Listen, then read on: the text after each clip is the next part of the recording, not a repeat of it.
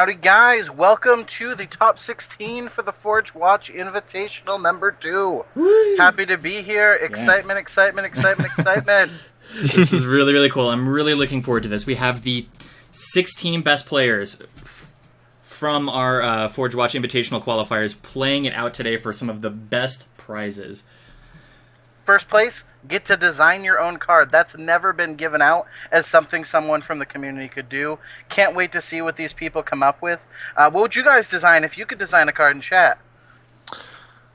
Man, what would I design? I don't know. We always talk about this. My card designs are often pretty lame. I think like I can vouch for this. the best one that I came up with was back in the day with structures, like the idea of being able to kind of like tuck a card underneath like a structure.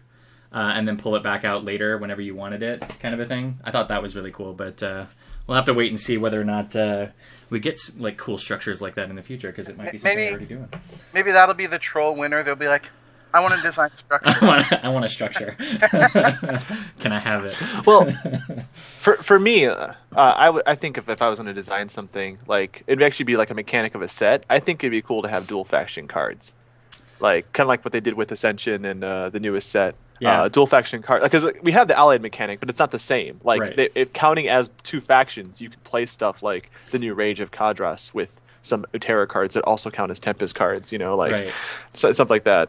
Well, it would introduce some really interesting like deck construction mechanics, because since you're limited to two factions, you could kind of pull those cards in, even though they might not necessarily fit your two faction mechanic, because they still technically count as one faction. So it could be interesting. Who knows? We'll have to see. We'll have to wait and see who wins today and what it is that they decide that they want to end up making with the design team.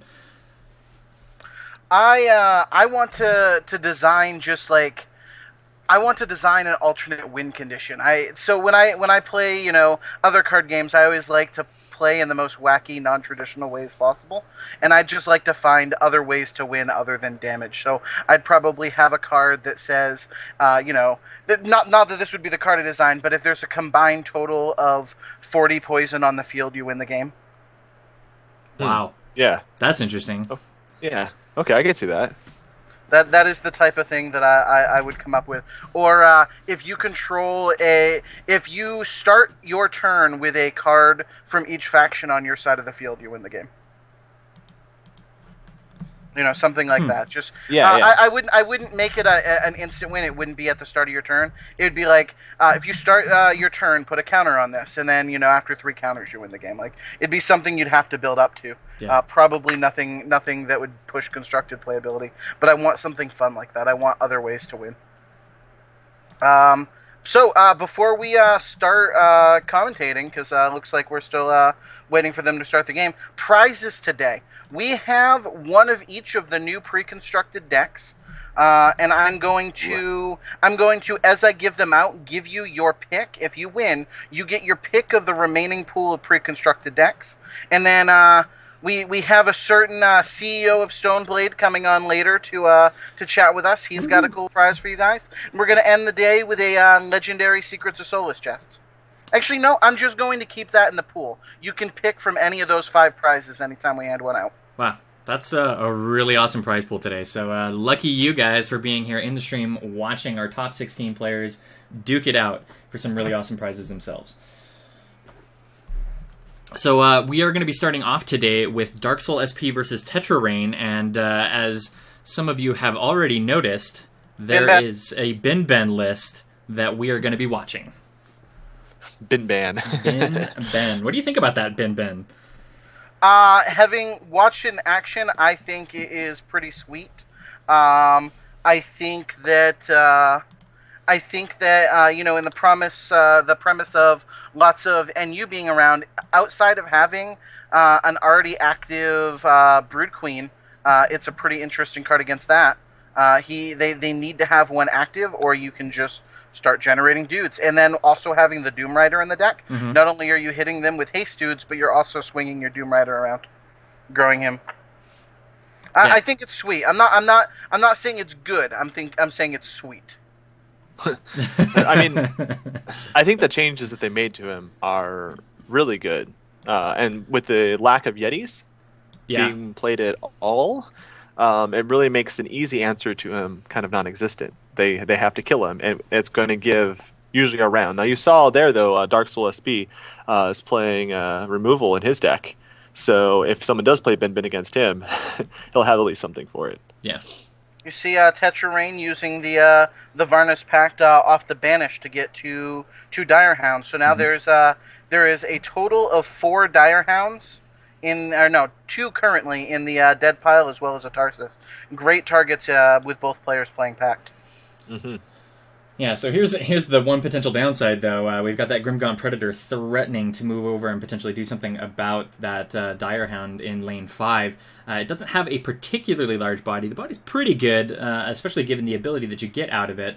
But there you see Aetherphage shows him 2 cards that he wants to get rid of, but sadly Which one do you pick? I take the left one. Yeah, it looks like he took the right-hand one, and I have to say that I agree with that. But regardless, I can't imagine that we're not going to see that other Flame Lance come out against the Dire Hound in lane. Actually, that's the thing. If there's so many Dire Hounds in the dead pile, you are super happy to be playing Grimgaunts. Yeah. Because, oh, sweet, you brought a 5/5 back. Thank you for the food. Yum, yum, yum. Yep. Aetherphage making quick work of that Predator, though. I imagine that's going to be going down there across. Let's see what he's got. Some Burnout, some Varnus Pacts. Yeah, I imagine, if I was him, I'd probably be thinking that Varnus Pact just because the dead pile is so full of Dire Hounds right now.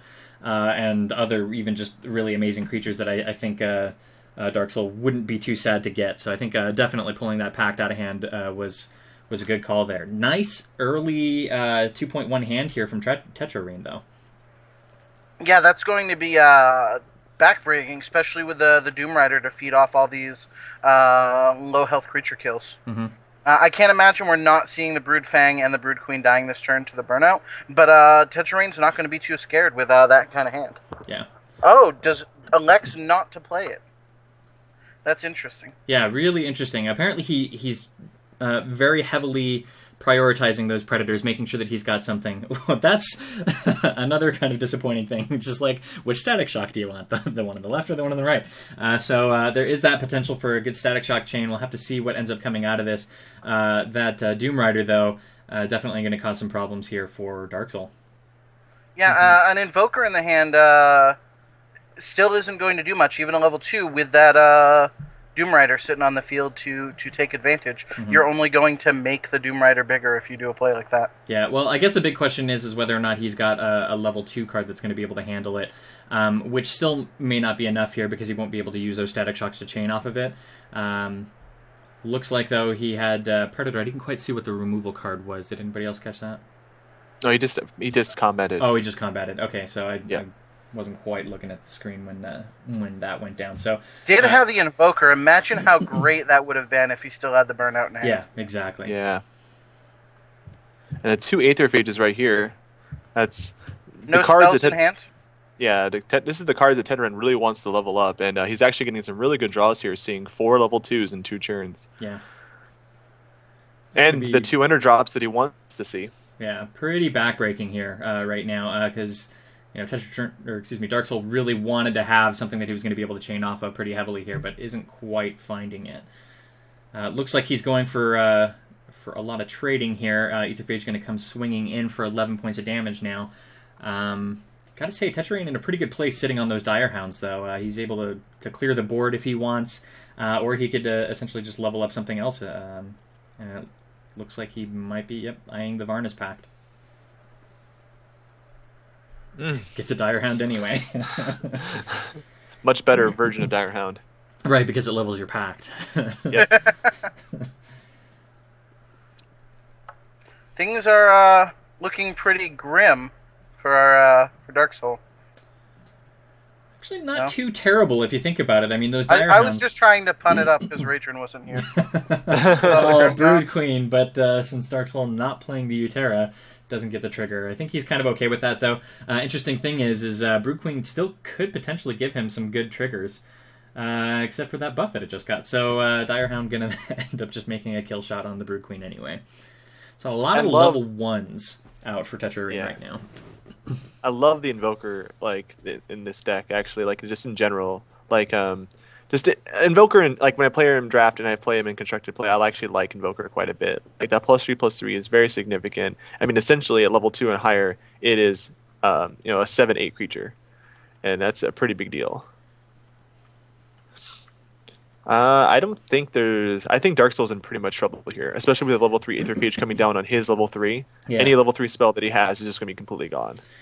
Yeah, definitely a dangerous place. At least, again, he's staring down a board full of level 1 cards. Now, granted, the Aetherphage is going to come down. That's going to be huge, very, very difficult to deal with. Plus the Varna's Pact, too. We'll have to see what that ends up bringing back. It's a shame that Doom Rider didn't end up in front of the Predator from Dark Souls' perspective. Wow. Just getting a free answer on that. Yeah, oh, wow. Double Dire Hound. Really backbreaking there. If it had been only one, it would have been significantly better. And there you see the Varna's Pact 2 getting ditched out. And a Varna's Pact 3 coming in from Tetraine. Tetraine drawing like a champion right now. Well, he was able to remove all 3 of his Dire Hounds. Mm-hmm. So now he's sitting at 27 card deck. So it is going to make his chances of seeing the level 3s. He did level much higher. Yeah. He only leveled 4 of them, though. So we do know that Tetraine was able to see all of the other spells in Dark Souls' hand, so there was only one other spell. Definitely not worth it when it comes to playing it against a field like this. So just trying to get the block in right now, which is actually pretty good for him. There is nothing that Tetraine could have done there to get that Aetherphage through, so it was pretty helpful. It's a shame watching that Invoker come down to trade with a level 1 Doom Rider over 2 turns, not getting any value. These Aetherphages just being a complete beating. Yeah, just wrecking everything right now. I'm surprised he plays the Oros. I would just play the Shardbound Invoker to try to close out the deal. Yeah, well, I think it's not too bad. It gets a body with Breakthrough on the board. So potentially has the opportunity to bust through for some extra damage there. And here we see nearly lethal going out. Mm-hmm. Have to think, honestly, I probably would have just board filled, gone Brood Queen and Roar. But this isn't half bad.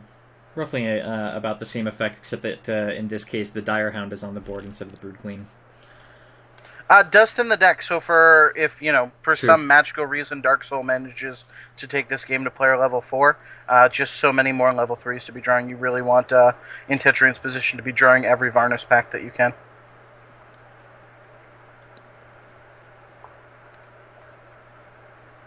Put maximum pressure out. That said, I don't think there's any way Dark Soul can pull this back out. No, not sitting on 4 life. He would have needed like the most amazing, like Flame Break Invoker 3 board wipe situation. Triple static shock. Yeah. Yep. But given the sheer amount of Aetherphages that Tetraine was pulling this entire match long, it just wasn't working out. So Tetraine, 100 silver, first reward of the day. So, or at least of the tournament that we've seen. We'll have to see how Game 2 goes. In fact, I actually need to mark that. So let me... Oh, we're going to be updating the stats for you guys on screen this time. I know that's a first for us. It is when I'm in charge, anyway.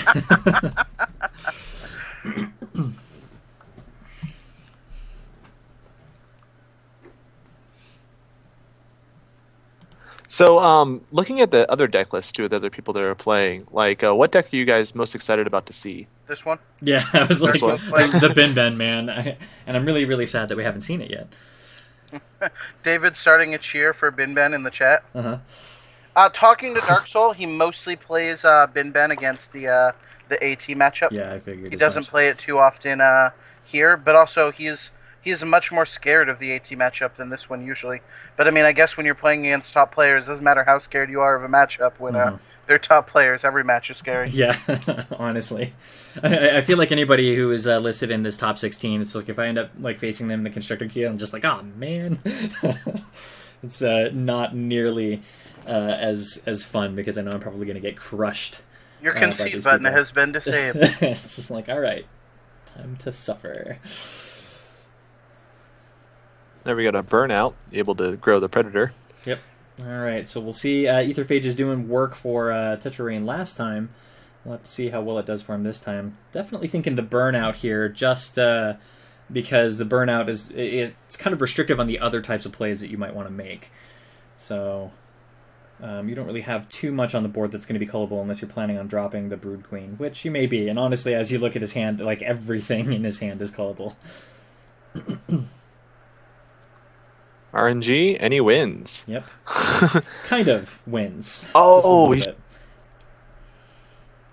because the kind of. Yeah, Doom Rider trigger over there. I mean, he got the kill that he wanted, I think, but at the same time, that Predator was on the defensive. It would have just been flat out better to play the Nether Shriek post combat. Mm-hmm. I guess no. I mean, you would have had less chances to hit it because it could have went into lane 5. Mm-hmm. But saving that Doom Rider, I think it's a wash either way. All right, let's get a look in here. We've got a Flame Lance getting pulled out because that's going to make the Predator bigger. So that leaves him with a Cull that's not going to get him very far. So I'm thinking probably knowing that your Flame Lance just got dumped, you probably just move over and make the trade anyway. Yeah, it looks like that's the decision there. Kill off the Dire Hound? Oh no, kill off obviously the Etherphage. I forget. Have you played Predator before, Tom? I don't know. It has like, this effect. When creatures across from it die, it gets bigger. Gosh. Good morning, everyone. Oh goodness. Burnout and Cull the Week. Every single time. These burnouts are never seeing play. Never at all. He once again leveled up all 3 Aetherphages. Yeah. This is actually a little dangerous. I mean, Tetrarain has been playing a lot of Dire Hounds, which means that his level 2 pool is pretty slim going in here. He does manage to get the Nether Shriek, though, which isn't half bad for him. And he can play it just right where essentially he drops a creature into lane 4 and then Nether Shrieks and automatically gets a kill. Just kind of depends on where it lands on what it is. Absolutely. 50-50. Mm-hmm. So I'll have to see where the other stuff goes. Hopefully he doesn't try to empty lane it, because then that's going to spell some pretty awful things. I imagine the Shardbound Invoker is going to hit the play. Interesting that he's choosing to block with it. I really think just empty laning it into lane 4 and then just dropping the Nether Shriek. Huh. See if he gets it. Yep, see, and all of that could have been avoided. He could have Shardbound Invoker in 4 and then buffed the Dire Hound in 1, and then I think everything would have been much better. Yeah, it's... I mean, since you're going for a 50-50 shot on that Grimgaunt Predator anyway, I mean, you might as well at least, try to take out a Tarsus with it, too. So, now kind of dangerous, though, because, it looks like he didn't quite have anything to make the trade. So I imagine, he swings for damage, moves over after combat? Nope, no move. No move. No move. I think he just wants to try and keep the prowess of the tempo going, but yeah, Echo Wisp. I mean, it's still gonna kill a creature, but it's gonna kill a better creature in that Oros. Yeah. I mean, I can see him thinking about that Echo Wisp, but when you're setting it down across from a Flamebreak Invoker, Echo Wisp seems like not as good of a play as you might have wanted. So the only reason you play it is because you just want to have it leveled. Because you know you're going to get the trade-off on the Death Weaver, but honestly, anything is going to get the trade-off on the Death Weaver. In fact, Disseum Brood Queen would actually survive it and still drop 2 creatures down. But now he's forcing Dark Soul to play a spell. Has to absolutely play the spell, even if he's got good creatures. I mean, obviously Dark Soul wants to play a spell, right. But now, there weren't a whole lot of good options there anyways. The Brood Queen still wasn't going to kill the Invoker. Yeah. Oh gosh, and so now here if we get a chain of spells, nope. No need, not when you can drop 2 Grimgops. Yeah, and just watching the Grim grow.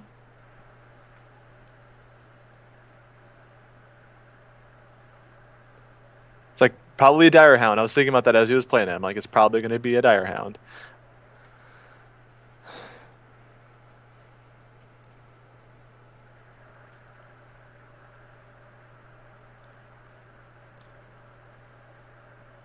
So I think Dark Soul looks really good actually going into the late game with the cards that he's leveled. Oh yeah.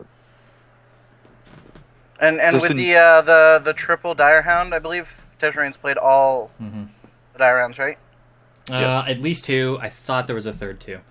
Excuse me. I'm not necessarily sure I like that Invoker there unless you're trying to level it, because it's still not taking out the Doom Rider. Mm-hmm. I feel like that I'd rather have played the Oros there, or another card that's a little bit stronger. I mean, I guess now you have the level 2 Invoker in your deck, but I mean your opponent's playing cards like that. All 3 Grimgaunts on the field right now. Yeah. I feel like there needs to be an achievement unlocked here. No, because there is a Grimgaunt that's missing. Actually, 2 Grimgaunts that are missing. So. Not ones that count. What? You're a Grim Goddess. This is... All 3 legendary Grimgaunts. Oh, no, not even Predator. Predator's not... He's heroic. Yeah, he's heroic. He's legendary in our hearts, though. Never again, Racecar. Oh, gosh, okay. We're not going to start that off today after last week. Nice Aetherphage pull off the Pact. Yeah. Of all the cards that could have gotten pulled, that's definitely a stronger one. That's a really good one for him to have. I mean, the only thing I could think he would have wanted more than that is a Dire Hound.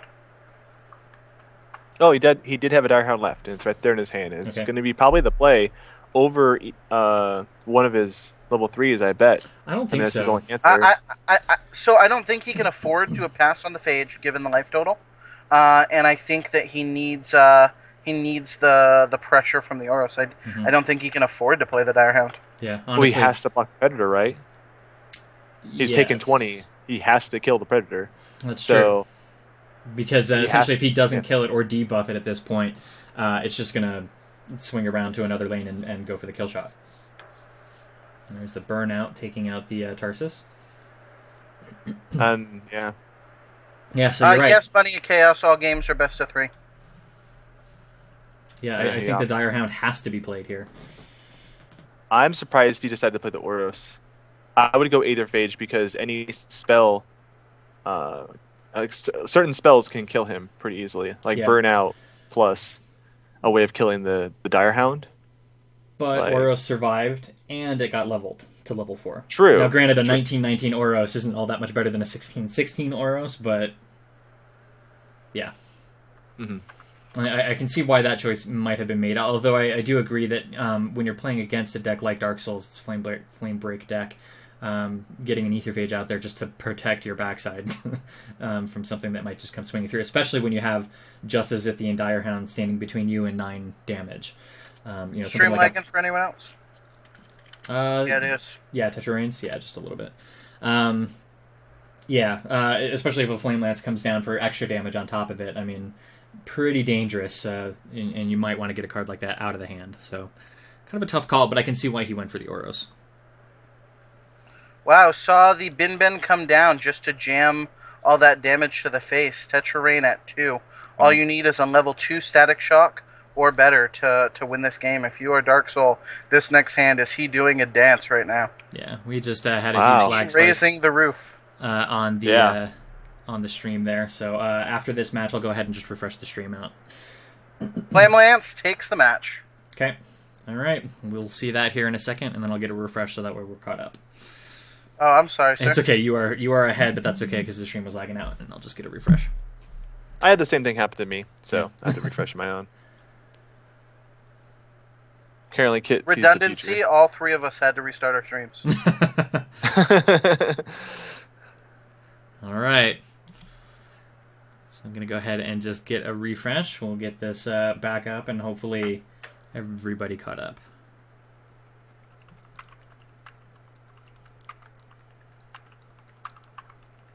Spoilers, Kit. Spoilers. All right, and we start off with a Tarsus on the field. People are commenting about the Nether Streak play might have cost them the game. I kind of agree with that. That is a lot of spells. Holy crap. Looking at 4 spells he has to choose between. Ben new meta? Question mark.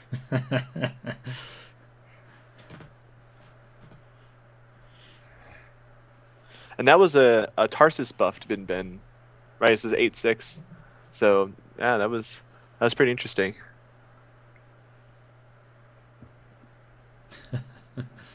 Jeff would be proud. The Invoker in front of the Oros. What? I don't think he. I think he forgot that nothing's been leveled. Yeah. Oh yeah, nothing's died. That was in the patch notes for set 3. That Varnus Pact is now available to cast even if you have nothing that can come back. Pact, or Lance. Honestly, I'd almost just go Lance at that point because it doesn't matter. You're not unless you don't want a double pact. But and there goes down the Dire Hound. Which I guess if that was the other play that you were planning, maybe it was a good idea to get rid of the pact, because the last thing you want is somebody double packing down Dire Hounds, which I assume is the play here. He might have had a Grimgaunt Predator that... oh, even better. Which he does, actually. Oh gosh, yeah.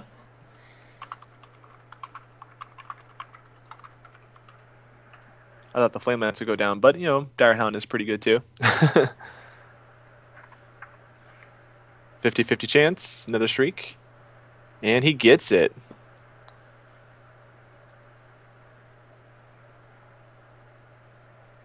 So, at this point, I mean, Dark Souls already seen all of his Varnus packs. He only leveled one of them, though.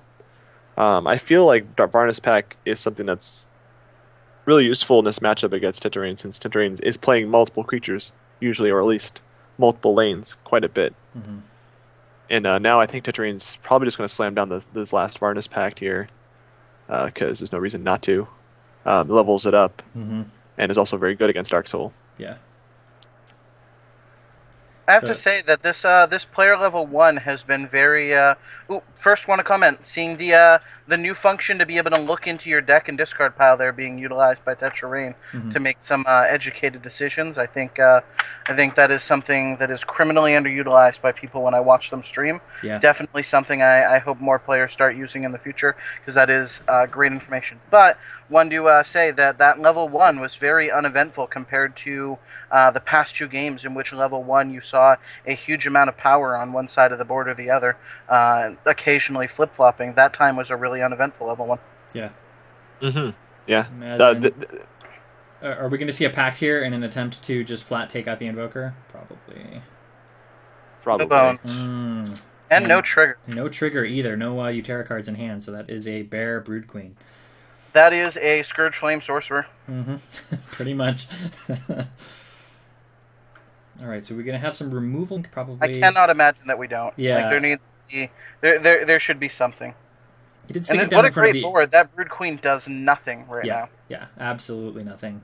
Doesn't even end up killing off the Flame Break, so not quite the pact that Tetraane was looking for when he played it, but... These are not the packs you're looking for. Also, Tom, score. Oh, score. If we do that... Yeah, thank you. I feel like we do that right from time now... to time. Yeah, it's true. Another Invoker. Yeah, I was going to say, he was probably deciding. I bet you he had no Static Shocks in hand. And so... I'm willing to bet that he just didn't want to waste like a Burnout or a Flame Lance when he could play and level another Invoker. Sure. Getting rid of the Varnus Pact. Yeah. So either level 2 spells in hand or no other spells to trigger that Invoker. Yeah. That's super exciting for Tetraane. Yeah. Come on, level 2 spells. Awful hand for Tetraane here. 2 in a row. Like I guess you got the Oros, but Oros is not what you wanted to draw out of the leveled cards that he's been playing. I guess what happens when you play so many Dire Hounds. Level 1. It's very true. Also, 13 coming to the face here from Dark Souls' side. And though he does have a way of taking it out, with the Tetraane has a way of taking it out after this hand, which is nice for him. If Dark Soul here has like a Static Shock Chain, this could get kind of brutal. because you could probably take out the Oros, with a burnout, stack shock burnout, and then or just a burnout by itself Yeah, takes out the burnout by Oros. itself just flat takes it out. And it takes out the Aetherphage, doesn't care about the 5/3, and then then you can play another card. Like there's a lot of things here that can go. Though we did see the board. Aetherphage, so there is no burnout, so we know that much at least. Oh so, yes, because you're right. it is going to be level 1. But there's a lot of chances. Essentially, if he can just flat remove the Oros for free here, if he's got some other chain going, which sadly looks like it doesn't. I don't agree with trading the Predator for the Aetherphage. Yeah. I wonder what's in the hand to make that call, but it seems with Predators you'd like just that's a strict loss of tempo swing. Yeah, I mean, we know that Varna's Pact 1 got sacked out, so the other card must have been a level 1 something that he wasn't terribly pleased with.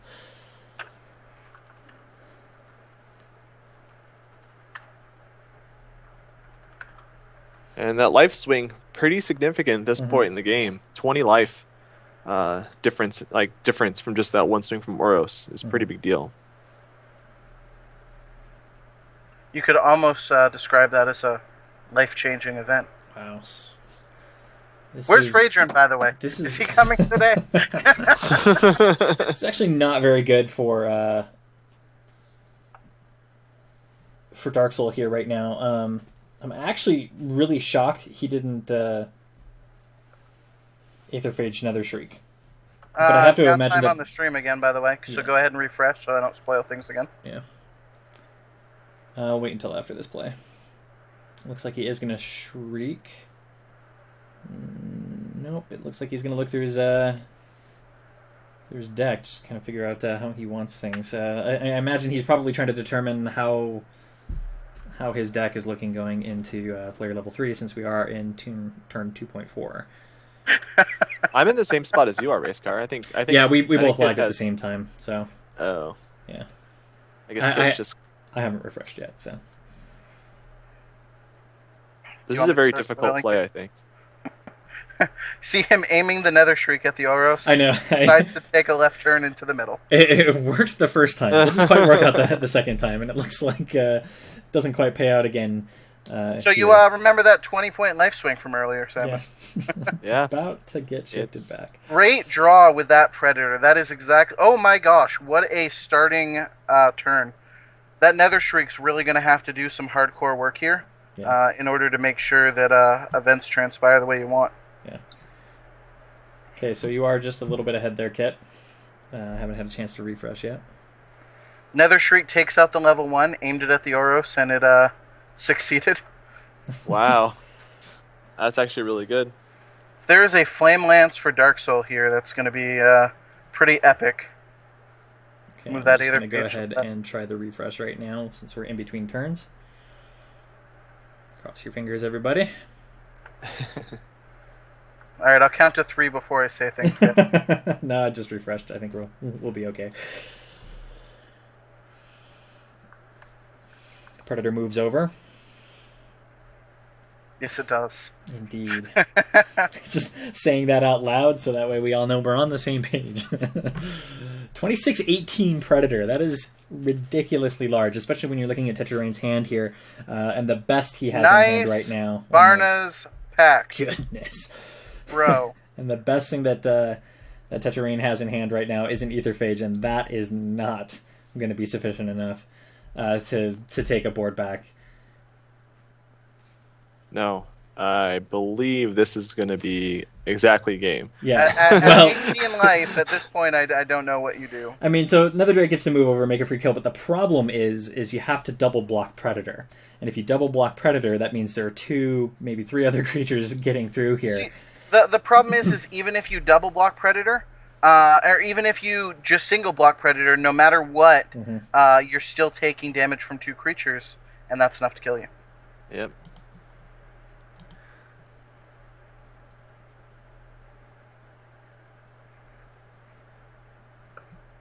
So at least we'll get to see what's in Dark Soul's hand. Nothing. No spells. Really good play on the Doom Rider. That's a skilled way. Unfortunately, still gonna die. Yeah.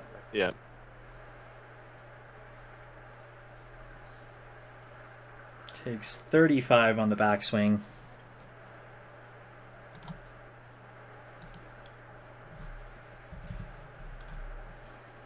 Someone commenting about the tournament queues currently in the client. It's a good idea to go in right now. You'll never see these guys. That was it's safe. Constructed queue safe, guys. Except that there's like the other, what is it? I can't math, but the other people from the top, 64 from last week that are probably hanging out in those queues. Do you want to set up another game while we talk giveaways?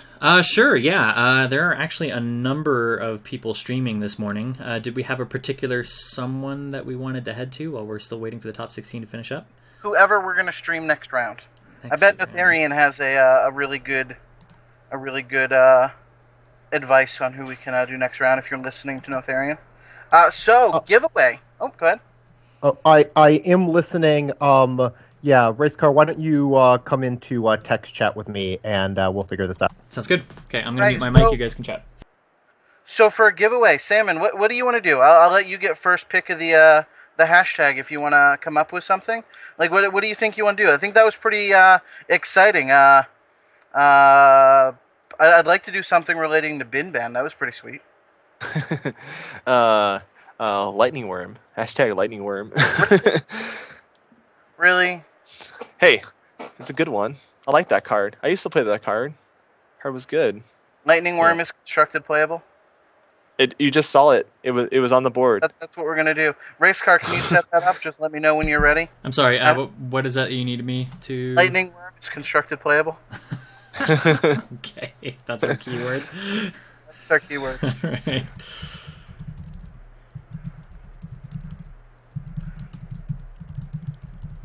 Ooh, that is a long keyword. Here we go, guys. Copy paste away. They got to work for their code. So, by the way, the winner of this. No, he just creates a thing that looks exactly like Lightning Worm. It's a sham. It's a copy. David, stop ruining our fun. You can't fool us like that, David. We know. So anyways, the winner of this gets their choice between one of the 4 pre-constructed decks as well as a Secrets of Soulless chest. So there's 5 prizes we're giving out today, and every time someone wins, you get your choice. This is some pretty sweet prizes. Yeah, I'm really excited. I was super happy. David asked me what I wanted to give away today. I'm like, I want to give away cool things. Let's do this. And he's like, that's a great idea. Awesome. All your ideas are great, Kit. Of course. Always. Yeah. Never question. Hashtag infinity.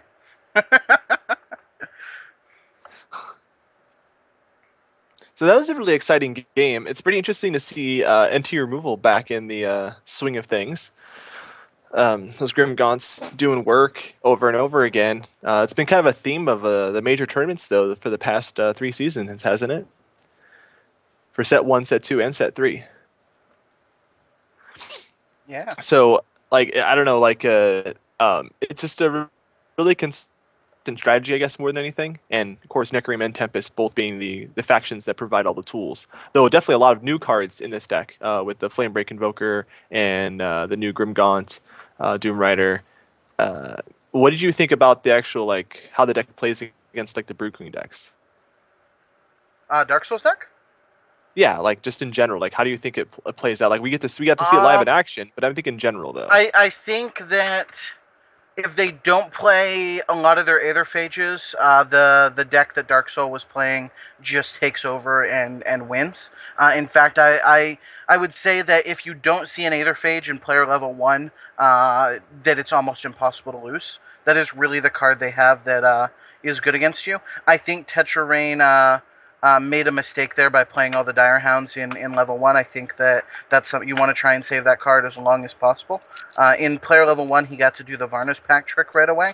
I think that makes it worth it, but other than that, I'd save as many of them from late game as possible. And you saw him get punished for that.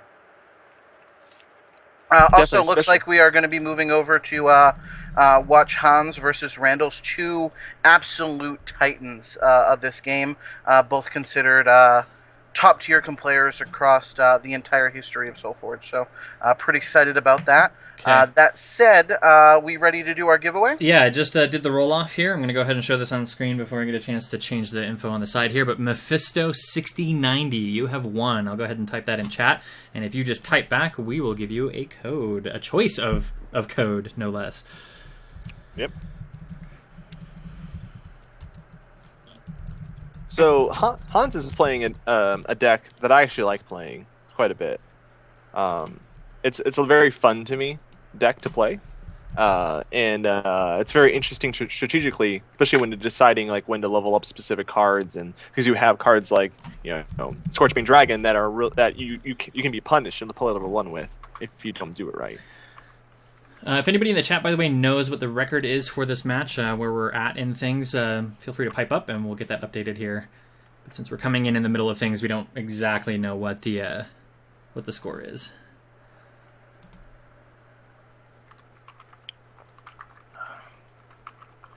So you can see kind of what Hans has leveled up there, and he's got some pretty sweet cards leveled up. It looks like he's doing his strategy quite well, but he is at 58 life. So Zerandals is playing more the Invoker deck. Actually, are they both playing Invoker? Is also Hans playing Invoker? I didn't get to see. Mephisto replied in chat. Mephisto, what do you want for your prize? Do you want the Secrets of Solus Legendary chest, or do you want one of the pre-constructed decks? The choice is yours, champion. Tempest pre-constructed deck. I think you need to go with Miss Lazarus.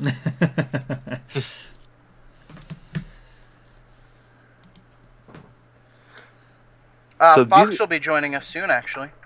I believe when the next round starts, we'll have a Foxhole. Sweet. Nice dragon play to get rid of that Gox before it can ever draw more cards.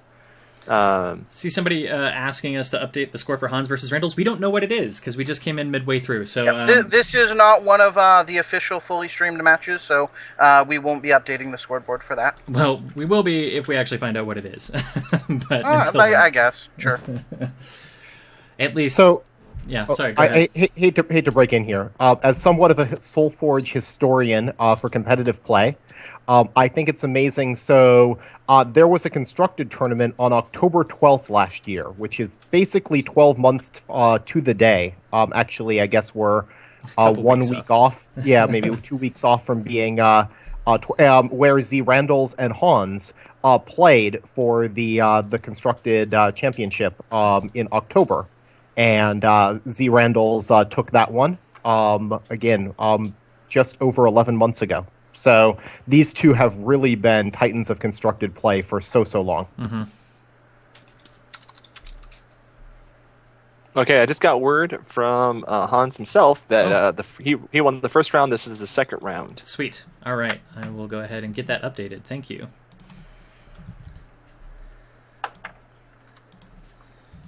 So Hans up 1-0. Yep.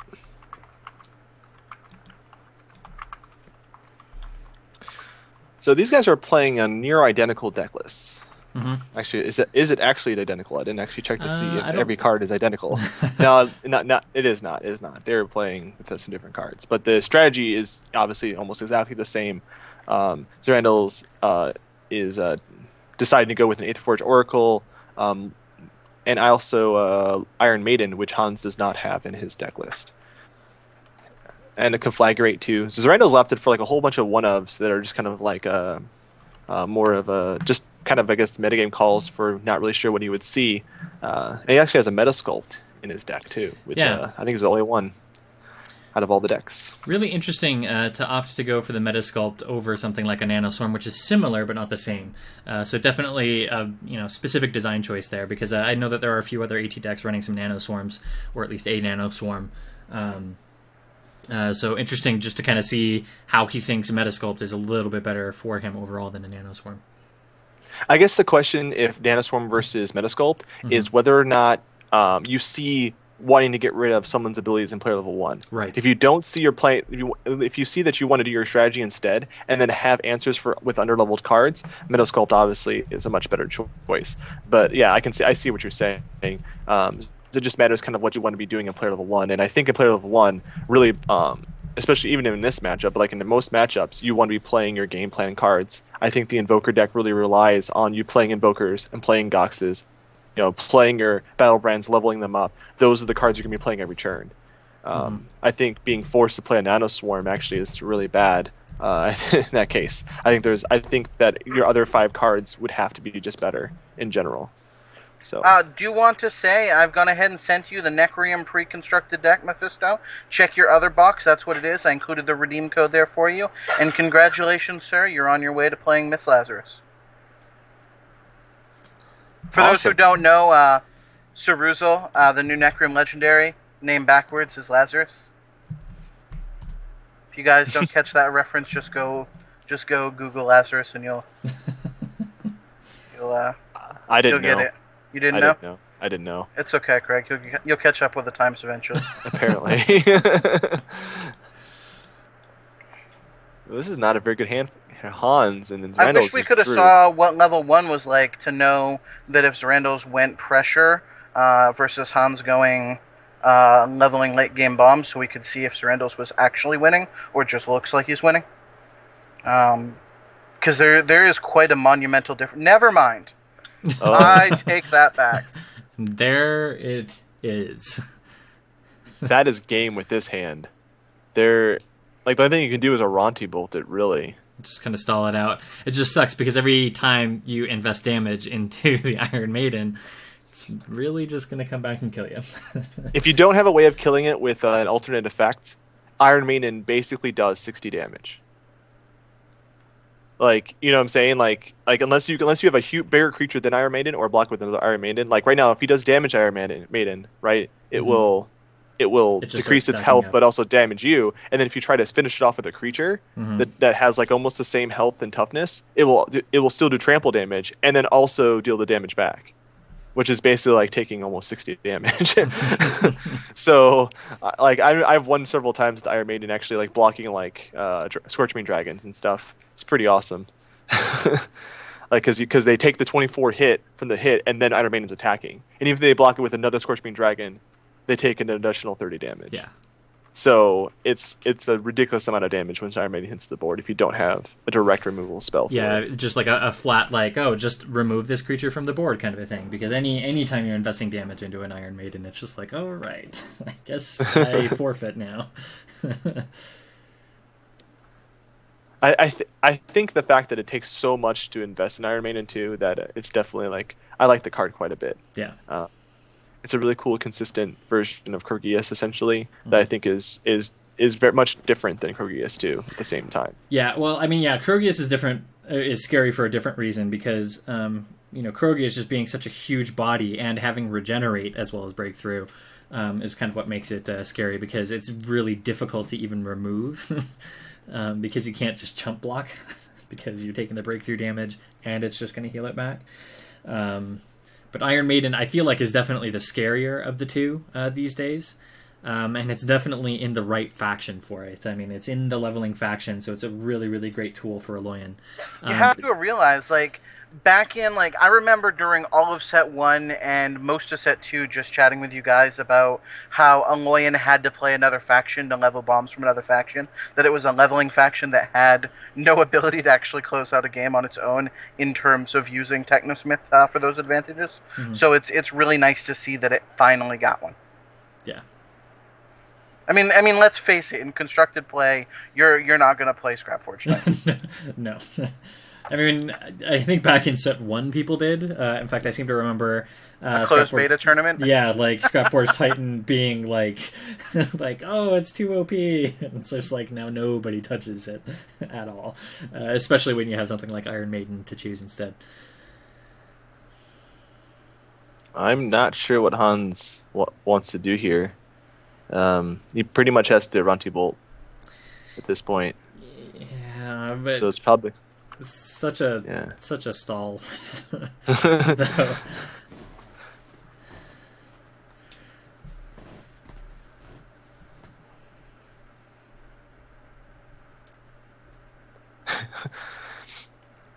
Oh man, yeah. I guess you just have to aim the Static Shock there, because that lets him, if he somehow draws like a Flame Break Invoker and is able to burn stuff out, he can kill them incidentally. But I think taking I want to the see him 19 kill himself damage. with the Scorchmane Dragon trigger. It may well happen. He's going to take, 30... Let's see. So there's 29. Yeah, so he's really about to take lethal here. Pretty much no choice in that. He's got... But he can kill the Iron Maiden on the way out, at least. Right. It's like his only satisfactory move is at least I killed the Iron Maiden by letting it kill me.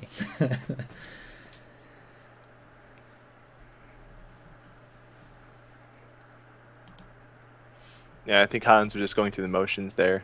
We're probably going to see a game 3. Oh man, gosh. really? Well, I guess he did play a Killian 3, so That was very necessary, that Scorchmane Dragon. Though I have to give props. Hans clearly won this one with the alternate art Scorchmane Dragon. I think, Notharian, we need to mark this as a win for Hans. Just on merit of alternate art. Oh gosh. I'm kidding. Flavor win of the day. Yep. I'm really excited to see Hans those. gets the win of my heart in this match. Speaking of which, the Zymus, the alternate art Zymus is out this week. Yep, in the You store. guys already got your pair? Your trip up? I wish. You wish? I will be getting mine soon, I believe. He looks so handsome and stylish. Yeah. I want to. You should flash that on the screen real quick while we're in between games, Race Car. That will take some doing. So. All right. My fiance was a no, so maybe if it comes around again later, I might pick it up. But for now, that was a no. I'm like, but. All right, so 1-1, Hans versus Randall's here, going into game 3 in this mirror match. Sweet. Notharian has sent you awesomeness. Yes, Notharian is a champ because he made it very easy for me to get the Zima Salt art up on the board while we're waiting. So I'll download that and I'll get it up in just a sec. If you can't cast, you TO, and if you can't TO, you send alternate art to Race Car. There's not a whole lot to TO today. All right. No, very light. There it is. I'm going to have to show it a little bit at a time here. Sweet Glory and alternate art Zemus. So definitely go check that out in the store right this very moment. Yeah, you can inspect it closer by hitting the buy button. Because of the change to the Ozimus, it was pretty interesting. You mean they buffed it with Spring Dryad, sir? They buffed Zymus when it came to Spring Dryad. It's true. Just to be clear about it, it was a Zymus buff. Well, and it was really interesting because it took, I work for ForgeBattles.com every once in a while. I work with Masa, help update it and stuff, and we brainstormed like we have a lot of tokens now. We have a lot of spells that aren't in the deck builder. Mm-hmm. Like you can't see the spell for the for Istek.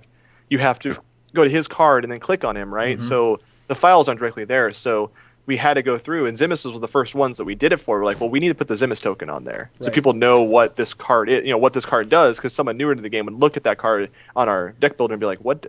I don't even understand. Right. Like, what is this? What is the other version? So it kind of forced us to make now the card pages that you can now go view that have all the tokens, has everything that relate about the cards, and we added all the alternate art cards on there too.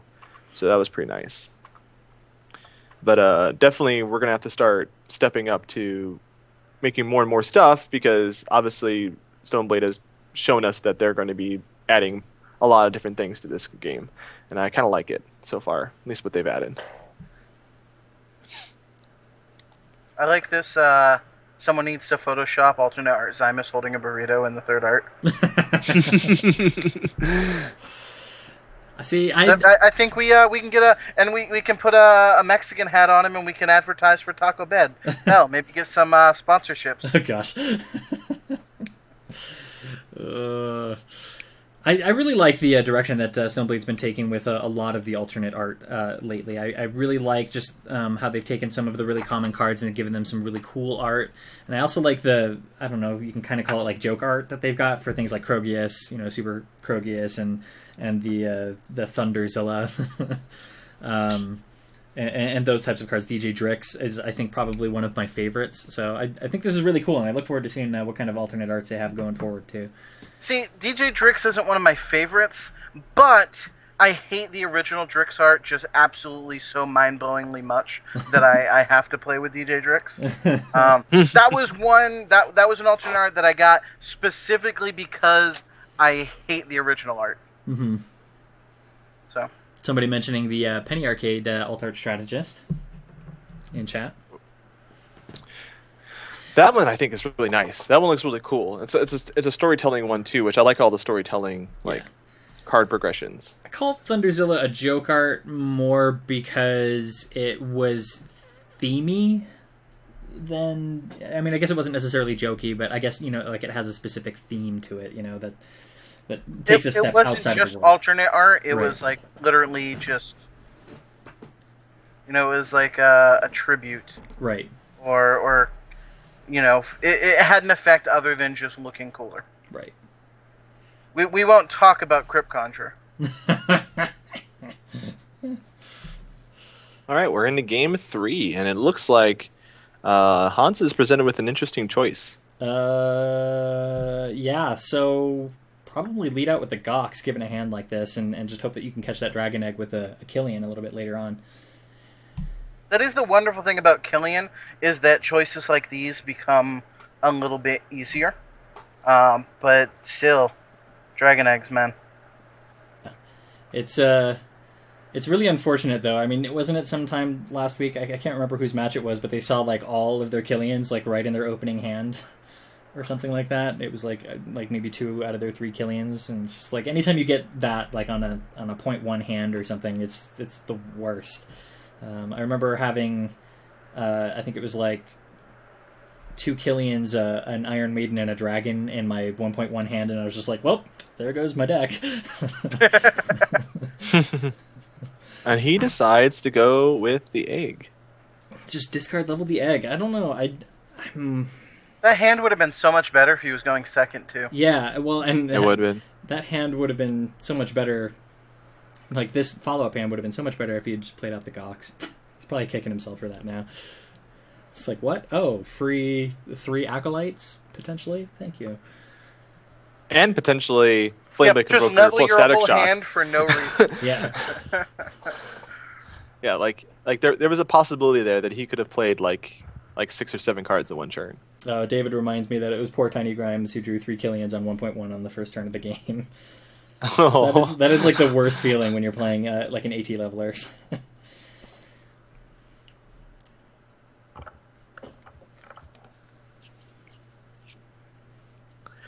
Well, that's one of the interesting things about Soulforge right now. There's not a lot of redundancy.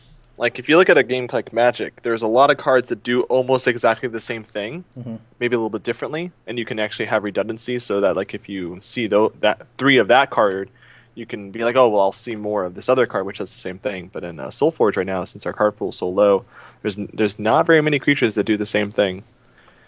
There are a few. A lot of them are just the big dumb animals types, but... Yeah. Ferocious Roar, Terra Packmaster, Solstice Reveler, and the dinosaur, whatever the dinosaur, I forget its name, would like to have a word with you.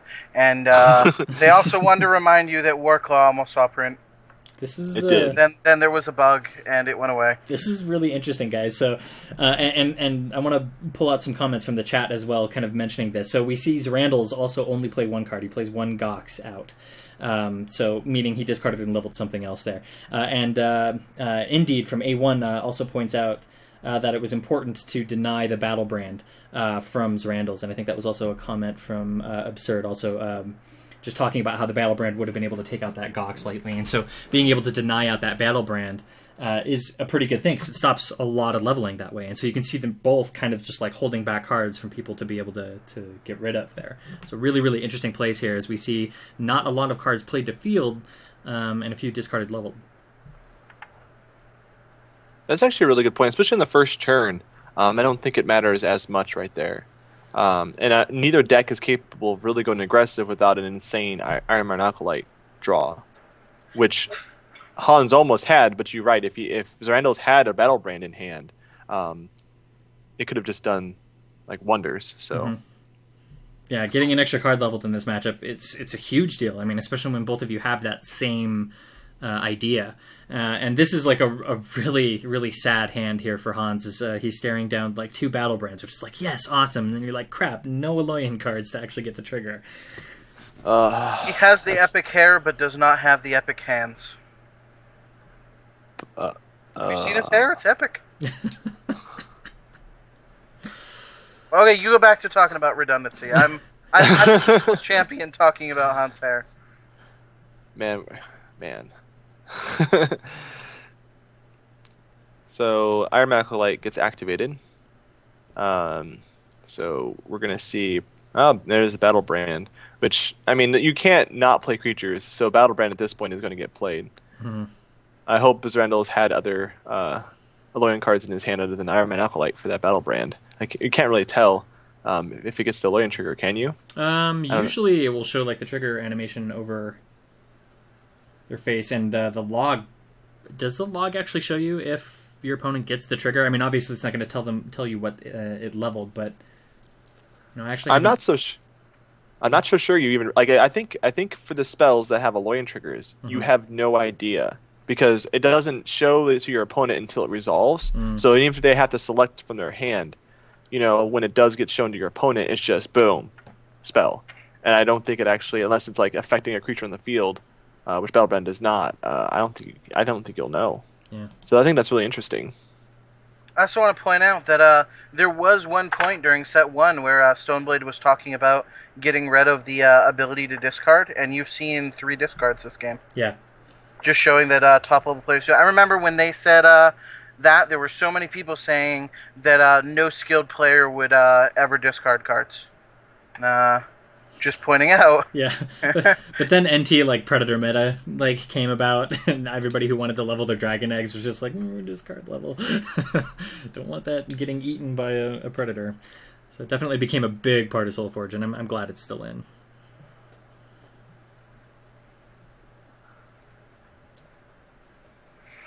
You know what I would do here? Because we're in let's play level 4. I would just discard 2 eggs. Honestly, he might be able to get away with it. I mean, you look at this board, and then you look at the hand that he's got, and it's just like, might as well. The downside is Randall's has been able to do a couple of extra levelings. I know he at least had 1 Battle Brand that we were talking about there.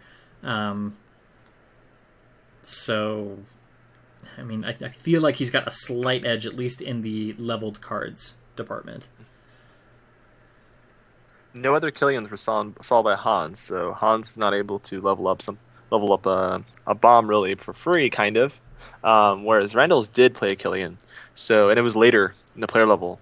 This was on turn 3, I think it was. So you're looking at or turn 2 maybe, but either way, Randall's probably has an Iron Maiden leveled, or at least a dragon or 2 leveled now because he did discard in turn 1.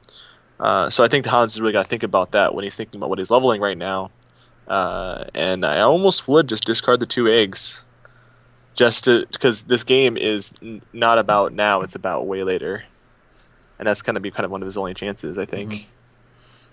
Yeah, I think definitely one of these eggs here is going to get leveled. The only other question I have is how badly does he want another Gox leveled? I don't think not badly enough. I think this game.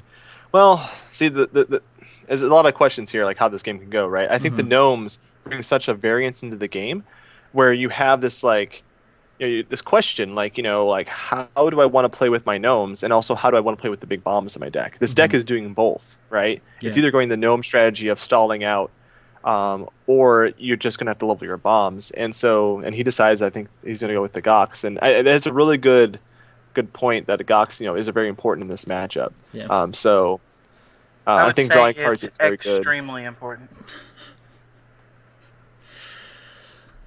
Not quite drawing into the gnomes like he's hoping for here, though. But he still has one more card. There is still the potential.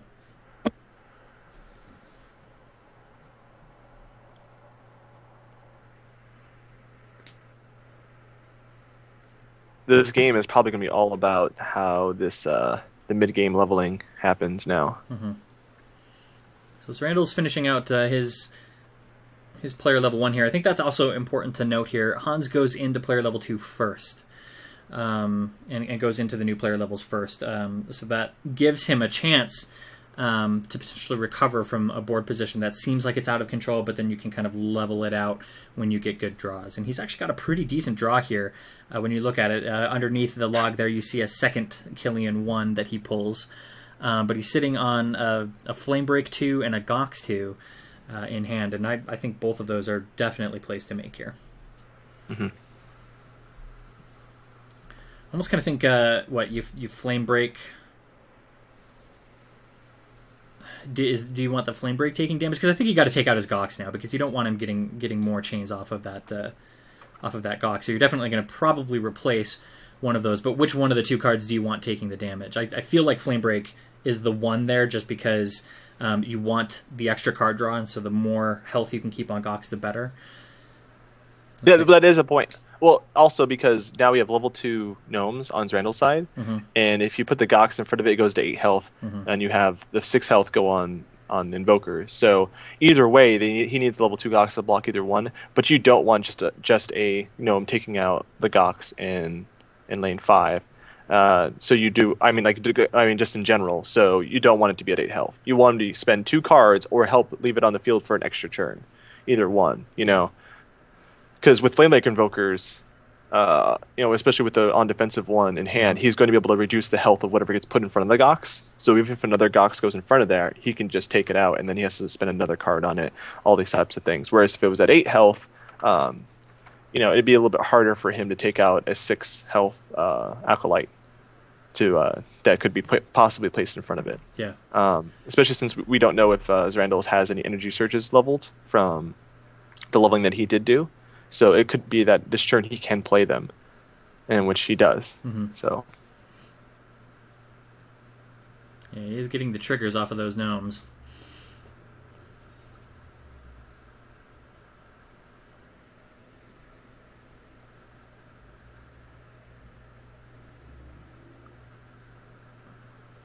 Yeah, I was going to say one more play there. So it looks like he is going to be able to do some gnoming of his own on this one. Wow, and that is a great pull. So double gnome here. We'll have to see what those bring up. But I feel like that Battle Brand is going to be amazing for him. Does he have a Static Shock 2? Like, could he pull a Static Shock 2 off of that and then end up just flat removing Gox? I don't remember him playing the Static Shock. I think the one time he saw the Static Shock, Did he pass on it? I believe he passed on it. I don't believe that he played it. I kind of wish we had our own version of their logs and stuff. We can look Yeah. through it. Some magical day we will get a client where we can just watch people play, like spectator mode. That There, is he has not all yet 3 level today. 1 Shadow Shocks. Yeah, okay, so it looks like that isn't a possibility here. Close, but not quite.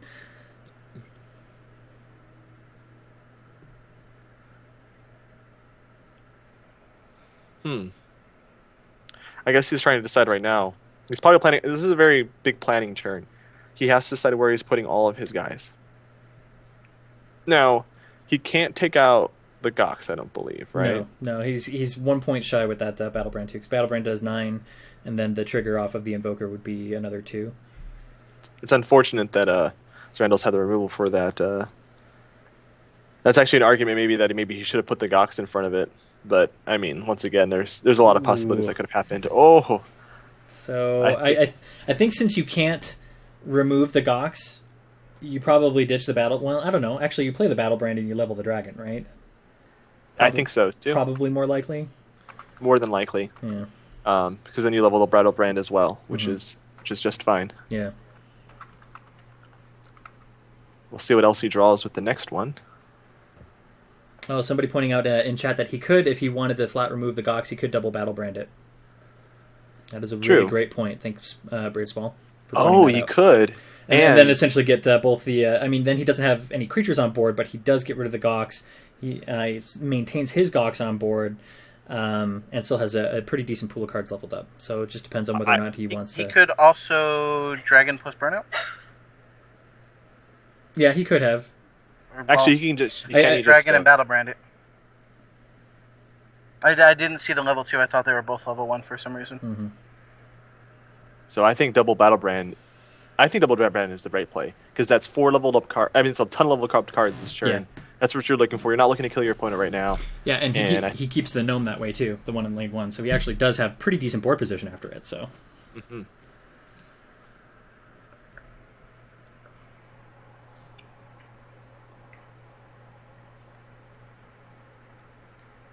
Looks like he's checking on what cards he has left, what he could draw. Mm-hmm. Maybe thinking about his next hand, deciding what it could possibly draw, and what are his chances, and what can Zrandals draw. Now Zrandals only has 1 Alkalite left in his deck. I think that's what he's thinking about actually too. Is that Gox here, all he does is draw extra cards to look at the cards more than it does maybe to draw extra cards from another Alkalite or extra plays. So this kind of matters. He's taken a long time on this, but this is a very important decision.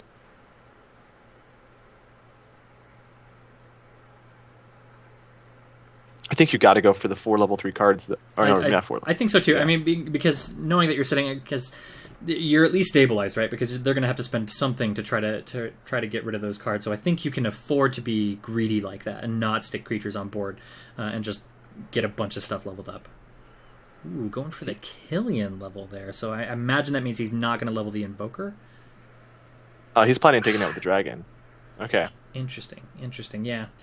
So definitely not quite the play that we were eyeballing there, but not a bad one, because this is obviously a better board position overall, because a Scorchmane Dragon on field is much better than a Gnome on field.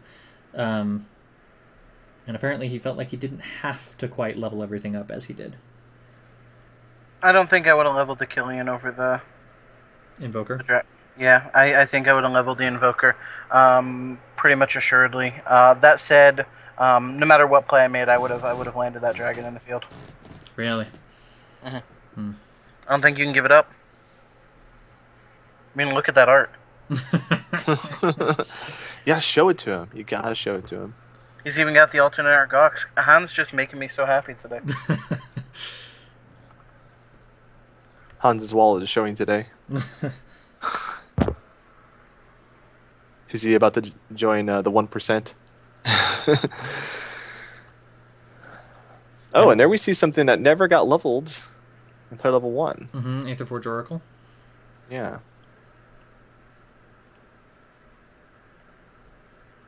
I lost the stream somehow. Oh, that's unfortunate. You should find it again. I need to.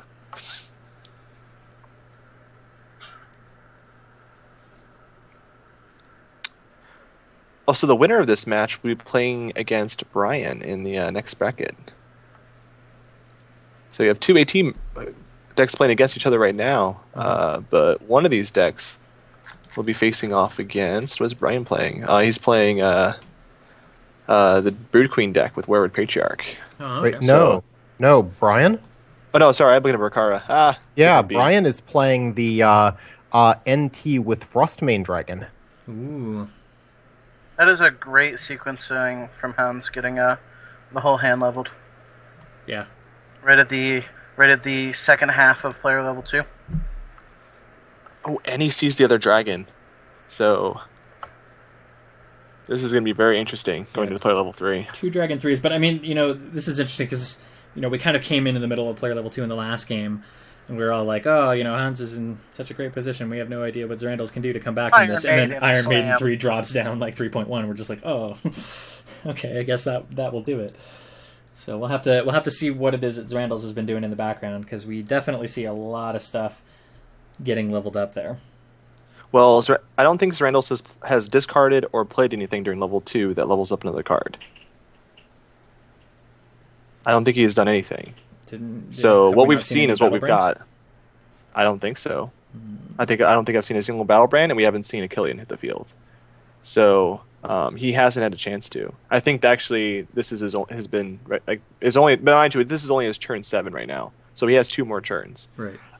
The game has been progressing, at a kind of medium pace right now, because this is a very important game. I mean, they're both 1-1, so the decisions here are quite important. These are very obviously planning ahead type decks, and there's a Killian 2. So now at this point, now there could be an Iron Maiden 3 in Randall's deck. Mm-hmm. Yeah. And that was a good Killian for his Randalls because it's later on the player level. There's 10 cards, more than 10 cards in his discard pile that he could choose between. That is a good looking deck, as far as leveled. But I guess Hans' pressure here is really showing through now. Going to be putting on a good amount of damage to him, and maybe that life lead is what he needs against an Iron Maiden if it did get leveled. Yeah, and that was one of the big differences that we saw last time when we came in. Hans was already down a little bit lower, as Randall's had been playing a little bit more aggressively, it looked like, by the time the Iron Maiden had hit, to the point where Hans was sitting at like 40-something life, which is really, really dangerous whenever you see an Iron Maiden hit the board to be that low. In this case, both of their healths are pretty high. I mean, Hans could probably go through 2 Iron Maidens before it actually becomes an issue. So I wouldn't be surprised if we see this game go pretty late into the player level 4 or 5, to be honest, with the way that they've both been playing and what they've been leveling. Hans has an option here to get pretty aggressive, but it's kind of near the end of player level 2. So an Iron Maiden in front of one of those dragons can totally swing things around.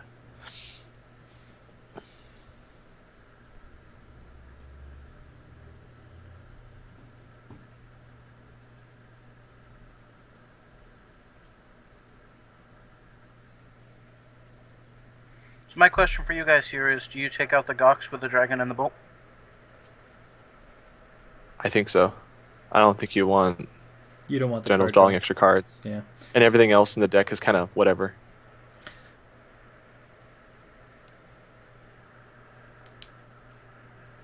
I could see playing Energy Surge just to level it. Yeah, that would be the only other option, really, but I don't really like that. Yeah. Kind of makes you wish he had a Static Shock in his hand, because then you could go Static Shock Energy Surge, and then play the dragon and kill it. And that would be amazing. He's he looked at his last 4 cards in his deck, and the Static Shock's there. He did have a Static Shock left. He just didn't see it. This is his next card. Well, yeah, his next card is Static Shock. Sir. Oh, they're not? Okay. No. Really? I'm Do you sorry. know how broken that would be if they were in order? Anyway.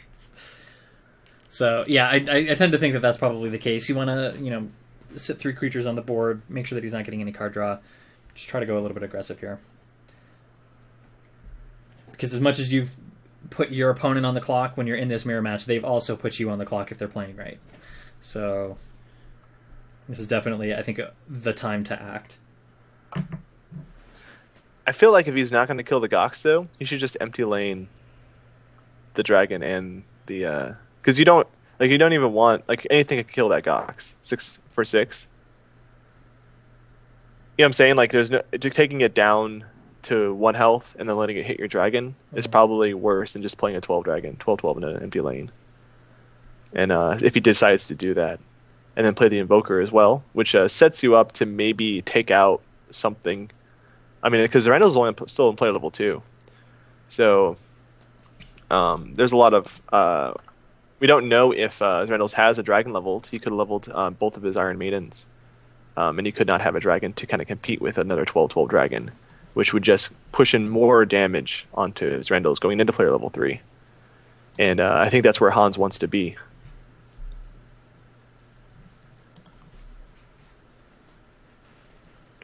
What do you think about them not having a Flame Lance to kind of help close out a game late game? Because I don't think either one. Flame Lance scales too poorly in the deck. I personally, when I was playing the A2 deck, did not like Flame Lance. Yeah. I tried to find other options. Hans decides to do the Energy Surge, and we'll see an empty lane Scorchmane.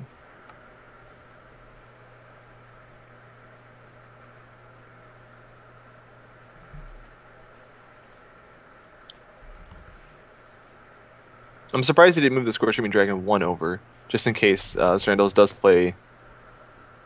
Oh, I guess it doesn't matter. Never mind. Still not in player level 3. I forgot about that.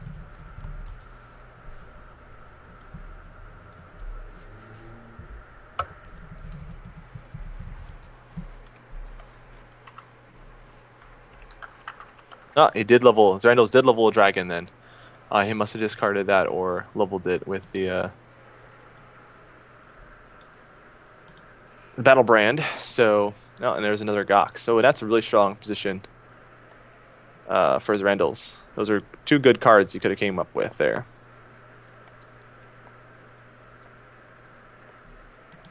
Now, Hans's decision is kind of interesting, right? Because all these cards are very weak.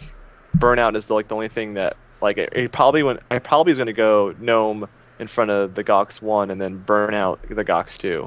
I think that's pretty much his only play in this position. I don't think he can really do anything else. And he might just ignore the Dragon 2 and deal the damage directly to Zerandals to get him lower. I think if I don't think you trade the dragon for the dragon. I think that you deal the damage, and then if you're looking to trade it, you move it over and leave the option in your opponent's court. Yeah. I think also leaving it in the center limits the amount of mobility that dragon has.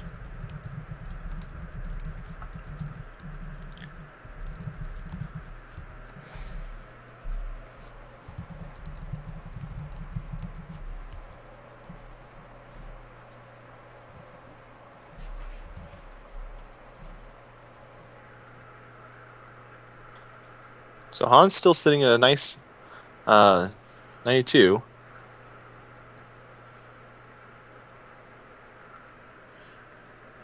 I think it's a good idea to move it in front of the Scorching Dragon just in case the Iron Maiden 3 comes down. Mm-hmm. That way... Well, no, even then you can just move it out of the way. Never mind. Doesn't matter. Well, I think it's always good to move in front of a mover if you're intending... Because, if they have the option to trade, you might as well at least force an action out of them. If he doesn't... if Zerandals doesn't want to make the trade, he has to take his move and get out of the way so he can't use it strategically some other way. So at least that, because if there's a choice regardless of which way you go, always at least force your opponent to do something, to either make the trade or to move. They have to make that choice, whereas if he didn't do it, that while the option was still open to him, he had the action available. So it appears to me that Zerandals did not level any maidens then, if we see the second Scorching Dragon. That's what that says to me. That's not entirely true.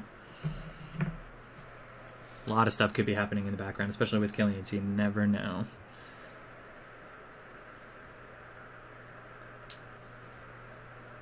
I'm just saying from the Energy Surge 2, Dragon 2, and he's only ever played a Battle Brand and discarded. No, he played a Killian. He played what? He played, how many Killians did he play, though? At least one, but that's all that matters. True. It only takes one.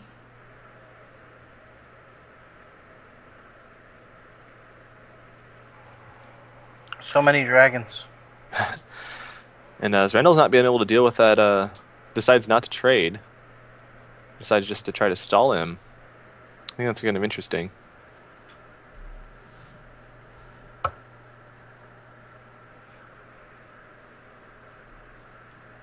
I guess he's hoping for a gnome to take him out on the next turn. The reason why I leave him at 8 health.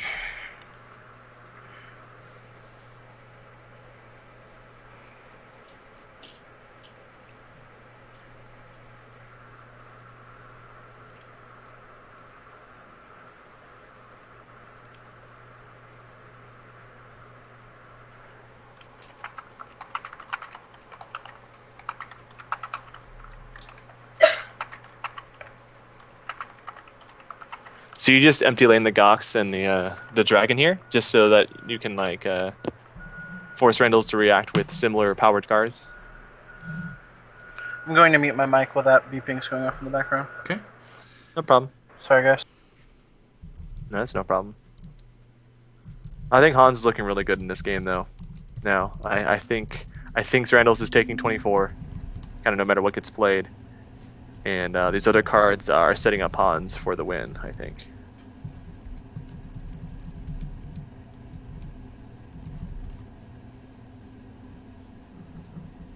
So the chances of Zerandos having a Dragon 3 in this turn is very high.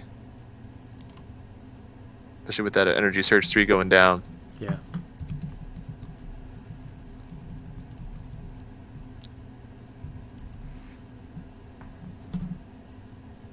Ooh, and there is There the it is. Iron Maiden. There it is. He did have it. All right, game on, folks. Game on.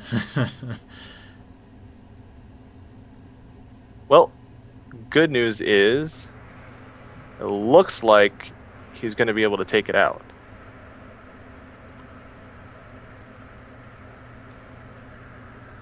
Maiden sure speeds things up, though. Yeah. Because since Now that you know he has it, you know he's going to draw at next player level, too. Right. So it's Yep. just a matter of How the clock ticking fast? down. Yeah. How fast can you finish? not blocking the Scorchmane Dragon, but allows Hans the turn and then move it in front of the Maiden, which is actually really good for him.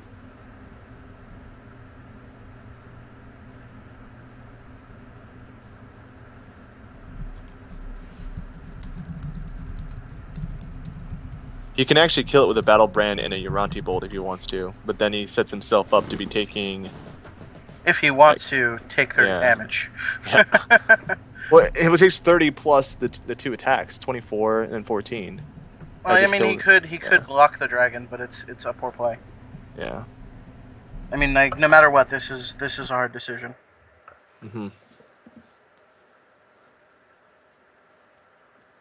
So you can use the Iron Man Alkalite to take out the dragon in the middle, which is good. And then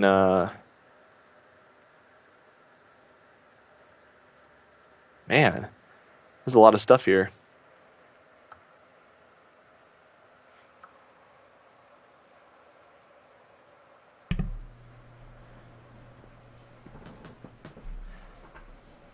I feel like the best course of action is to Iron Man Alkalite in front of the dragon.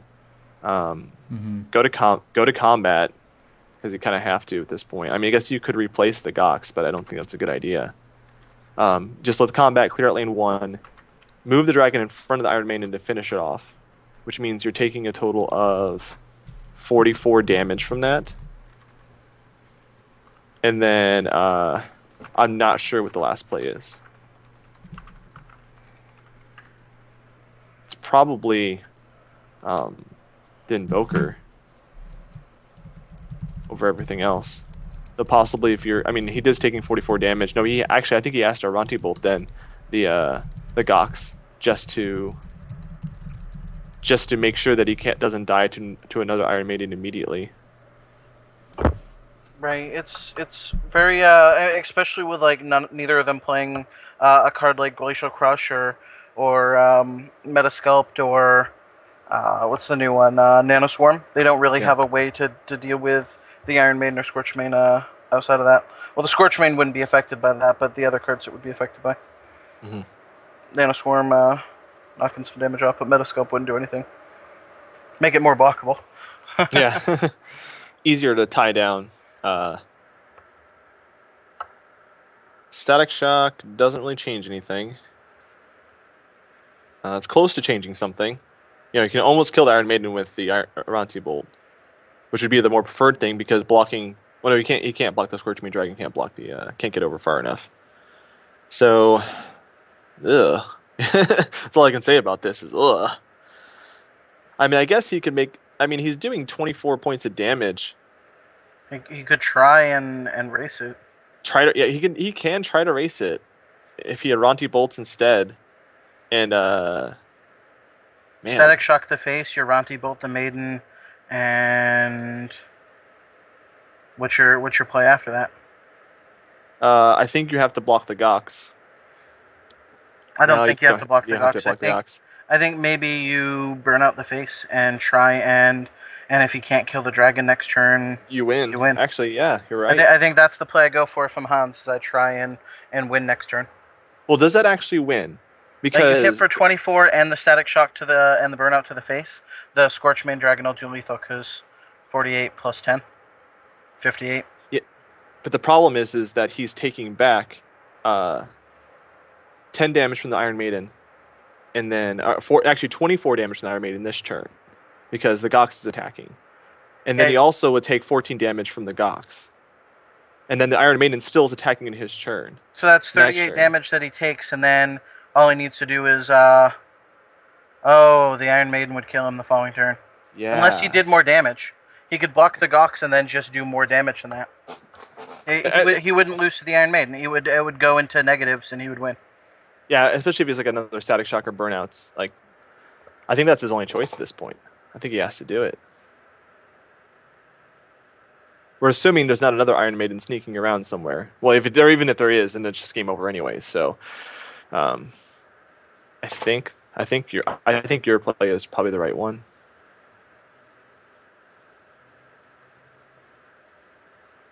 Is he thinking about doing Battlebrand Aranti Bolt on the Iron Maiden? I hope not. I don't think it's a good play. Personally, I don't think it's a good play.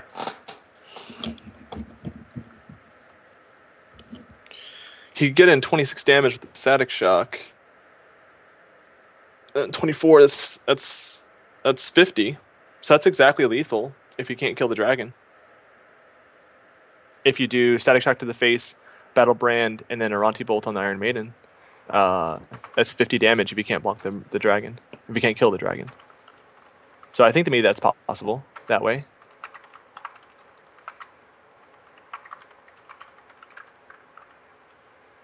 It actually might be it's probably a lower risk play than all the rest of this.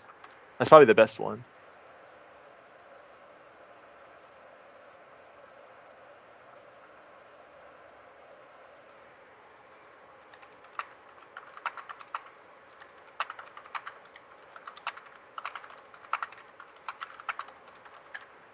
Someone's also mentioning Static Shock, Battle Brand, plus Invoker also kills Iron Maiden. And then you can use the Battle Brand to block the Gox to block even more damage.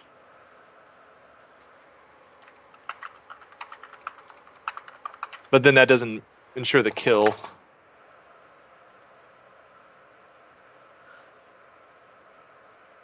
On Zrandals. I think Static Shocking to the face and then Aranti Bolting the Iron Maiden is a better play.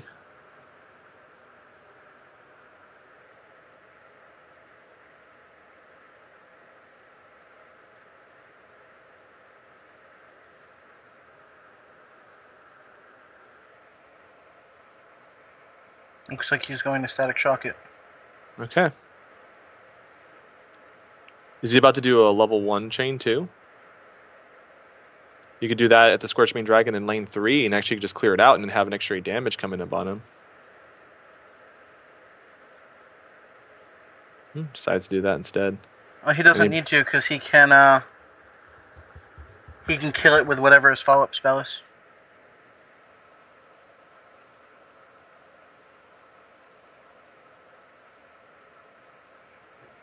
I'm surprised by that. I feel like that Static Shock should have been on that dragon in lane 3 because then he has another creature on the board. But, I mean, it is Xaxes right now, and there's an attacking dragon, an Iron Maiden 3, or another dragon. And another dragon in hand. Ooh.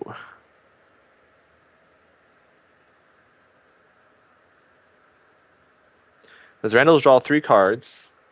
Drew 3 cards. Drawed. And he just drew another 2. So he is probably playing a dragon this turn. I mean, he's now seen almost all of his deck, I think, because he drew 3 cards the turn before, and he just drew 5 more. So he has got 2 cards left in his deck that he hasn't seen. Well, at this point, even if Zrandals plays a dragon to take out the dragon, all Hans has to do is play his dragon and win next turn. Also, hi. Hi. It's Fox, everybody. And I can't imagine we're not going to see that level 3 Scorchmane. That's but all even the cards, if we right? do, Yeah. I still think Hans has this, as long as he plays the dragon this turn. Well, Zrandals has 5 cards left in his deck right now, actually, and so the dragons could be in those cards. It's true. There is a chance. Oh my gosh, it is. Wow. Oh man, that's game. There's nothing he can do. Even if he plays a dragon right now, that's not enough. Yeah, I don't think Zerandals would have blocked there Wow. unless he had the dragon. Oh, no, I mean he could. He actually could. Well, he can replace. Yeah, he can replace. What did he just play? I can't see. He played the dragon. 3. But he played it in. This means Battlebrand is game. I'm assuming he has a block for lane 3. He's hoping to block off all the lanes and hope that Burn doesn't kill him. Yeah, but that doesn't make any sense. He should. Well, unless he has another dragon. I don't know. I think he's counting on Hans already having seen most of his burn.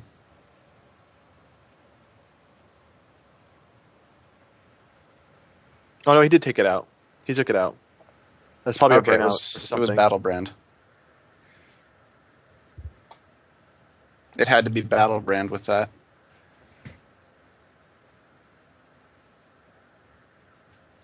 Yeah. Yeah. Okay. Battleband 3. Gotcha. It's hard to see. Such small text. It was actually a Battlebrand 2. Oh, it was Battleband 2. Okay. Mm-hmm. Because the Scorchmane dragon trigger for 5. By the way, for those who don't know, the next round has started and pairings are up. I'm not sure if this round is still going. I know Hans has a 5-minute delay, but the next round has started. So if you're waiting to play, you are welcome to play.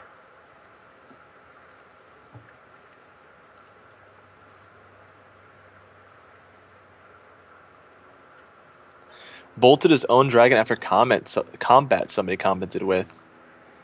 That would have been very interesting. That might have actually done it. But that's not a play you see that often. So, I mean, it's not something that a lot of players will be looking for. That said, this is Hans, and he may have actually just been looking for it. Well, no, the bolt with that play he wouldn't be able to kill the Iron Maiden, right? Because he needed the last play to kill the Iron Maiden. So, I think that was. I think though that if there was an Iron Man Acolyte also in the field right now, I feel like he'd be in a little bit better position. This is an interesting spot, though.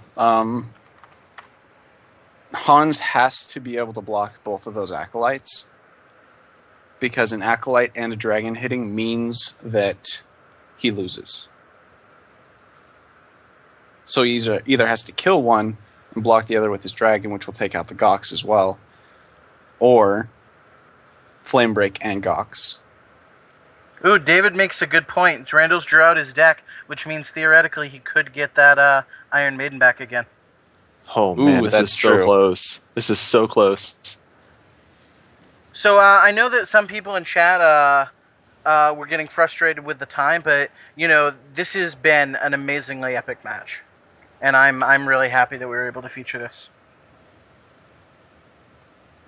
And he opts to go with the Invoker play. Burnout here wins the game for Randall's. Yes, it does. That was a very quick attack. Does he have it? There it is. Yep, he does. Oh, man. Randall's advances. Exactly lethal.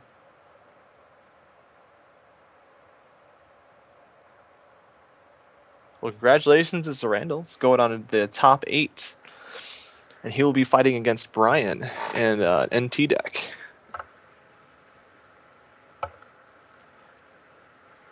I think TNA is A-okay. All right, you guys. So we are going to advance and watch Brian versus Randall's in the same bracket. But it's going to take us a little bit of time to get that set up because we have to do a little bit of switching around. So we're going to get that screen share set up. In the meantime, take a brief intermission and be back with that game hopefully very shortly.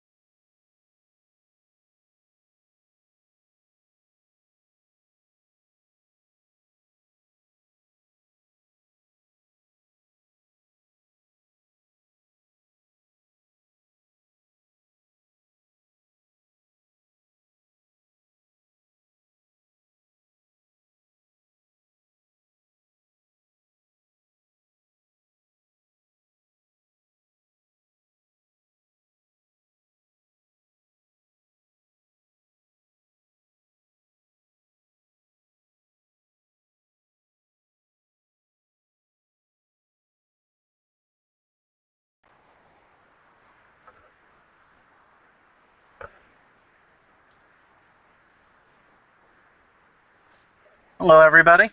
We are Hey. back. You should be able to see Brian's stream right now. I do got to say, that was one of the best matches that I have seen in a long time on stream while we've been casting those. I think there's been actually just some really great and incredible highlights. I mean, that was just an epic game from player level 2 on, just completely. I can't believe how either player held on at different points. Last time we did WCQ, watching Zwaxer in the top 8 with Doom Rider was also really amazing. Just watching how well he handled that, and there's just been some highlights from every one of the streams we've been doing. It's been really nice.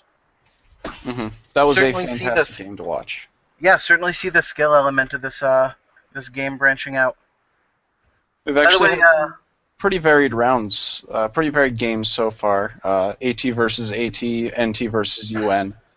Lots of different things it looks like are showing up. I'm really excited to see how this goes down now. can you guys just confirm that you can hear us?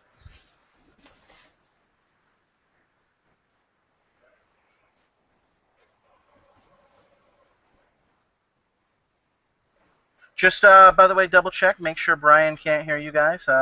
You want to just go double check that Skype share is muted?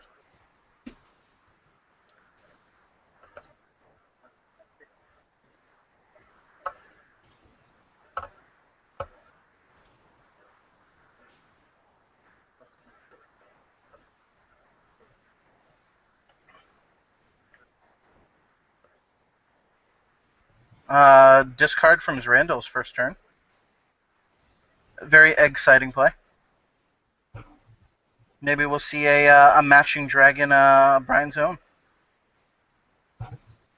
Cannot wait till we get what? Earth Main Dragon, Thunder Main Dragon.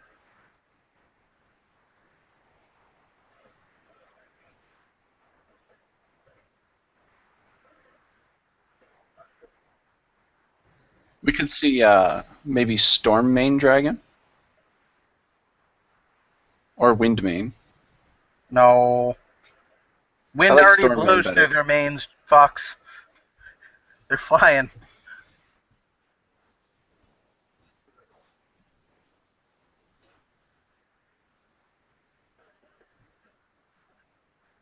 Oh gosh, that would be utterly awesome and utterly confusing to plan on. Ooh, maybe the first card wasn't a Scorchmain Dragon. Maybe he was hiring an Iron Maiden because now you see him drop it. I'm assuming as soon as he sees the Tarsis, he's like, all right, well, I better start dropping my dragon so that there's dragon eggs in the dead pile.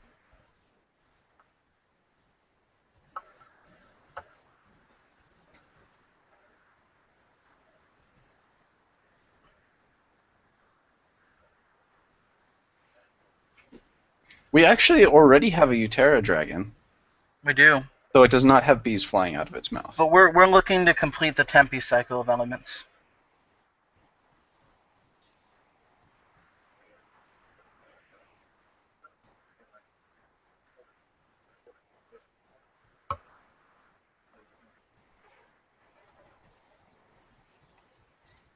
The Dancing Doom Rider. I've said it before, and I will say it again. I really want Altart of Doom Rider dancing. I think it would I be could just absolutely like fantastic. just a skeleton playing DDR. Yeah, totally fine with that. The ankle bone's connected to the thing. The Grimgaunt Bone? No, they're made of bones. They can't have a Grimgaunt bone.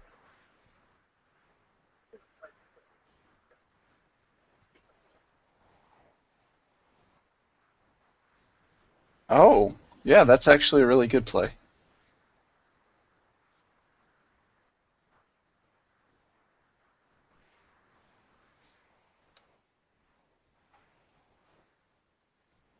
That is definitely not a dragon egg.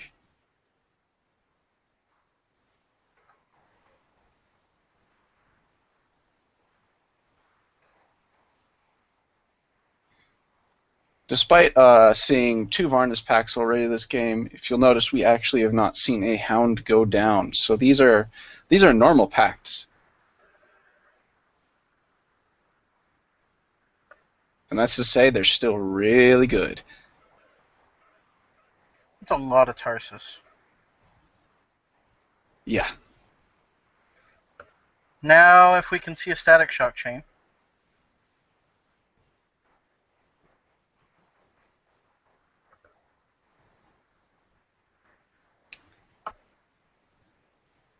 I have to Definitely say, enjoying well the fact played there. that that Invoker's on the defensive, so he is going to get another one. Certainly we're not going to burn that Static Shock on that Invoker, so we'll definitely see that Invoker get another turn of triggers.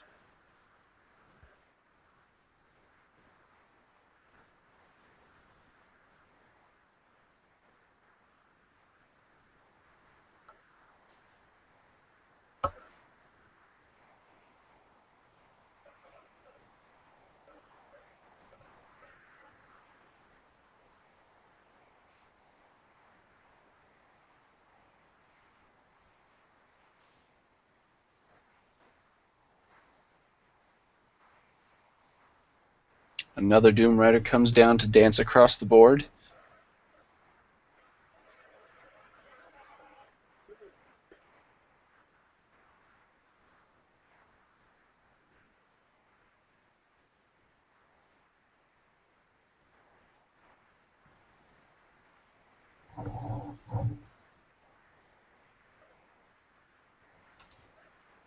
Did I hear bees?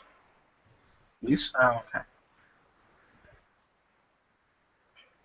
Step 4 bees are confirmed. Step 4 bees are confirmed. I'm okay with this.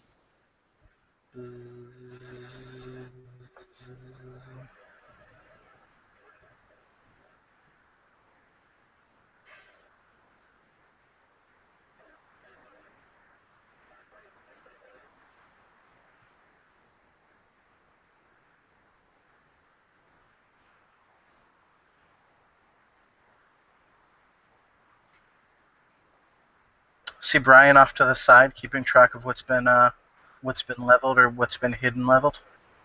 Mm-hmm. Definitely a good idea when playing against a deck like this.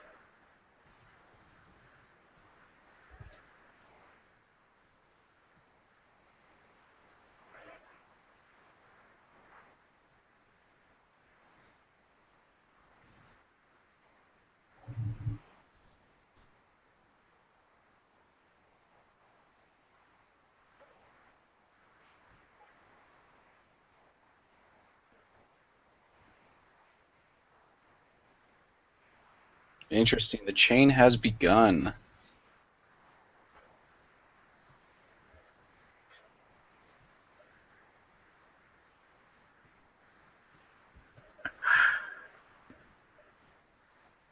Yeah.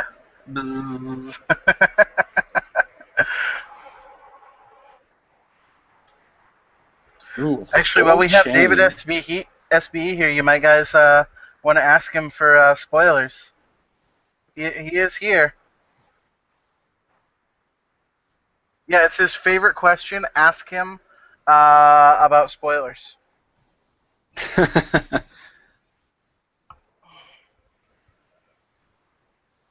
Ask him about structures. Ask him about trading.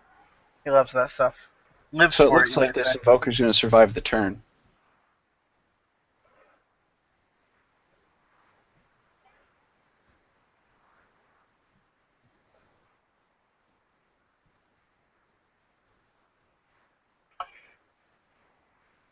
Those Doom Riders though, especially if the one that moves is the it'll guarantee to be the one that moves, and because of reasons.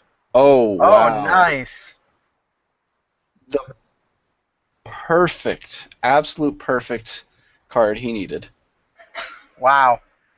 Well done. Well, Brian has taken the first damage that he's taken in the game.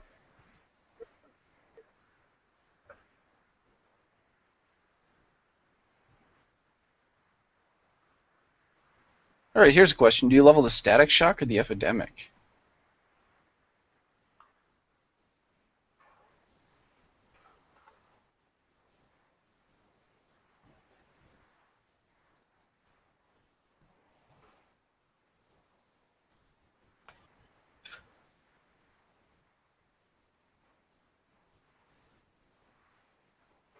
And we have David in the chat confirming that campaign does not have an ETA. So that is a spoiler.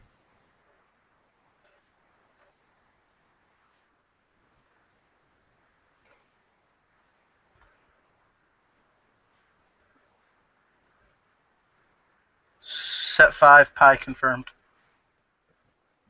Is it the Life of Pi? What horrible timing for that dragon. Needed a turn earlier. One turn too late. At least the egg will be big. So I will say that Scorchmane and Frostmane Dragon very valuable against Varnis Pact. When your opponent's playing Varnis Pact. Extremely. The eggs and just the eggs from both sides. It's a very strong interaction. However, this turn Zerandals gets to draw his first extra card of the game, I believe.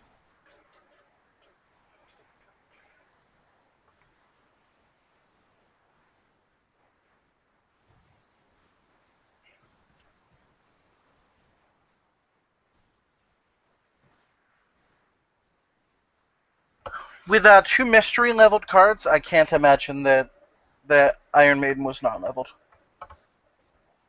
I would be willing to bet. I will give you $1 if we don't see it. I actually think it's 3 mystery leveled cards. I believe Brian has Zerandals has played 2 battle brands and had his first turn discard. 2 different battle brands. Wasn't there an Oracle involved as well? Yeah.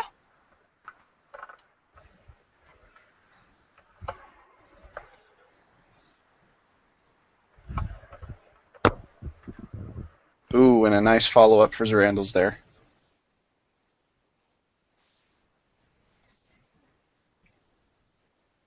Getting down a Gox, and Brian has no way to kill it this turn.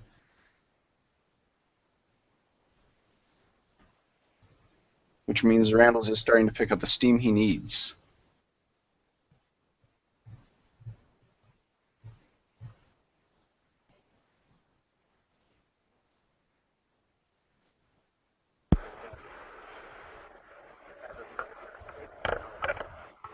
This is both That is amazing hand. This is both a fortunate and unfortunate hand in that you really wanted one of those level 3s to show up in a different hand. Honestly, with the pressure that's going to offer, I mean, I don't think you can complain. Yeah, no, it's true. It begins. I'm gonna. Wow. He's digging. They see me, no man. And draw. So Zerandals has drawn an extra of 7 cards already.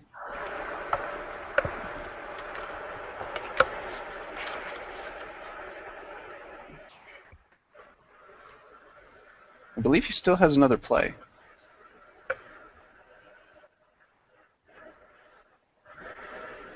He's only played 2 gnomes and a dragon. And an energy surge, of course.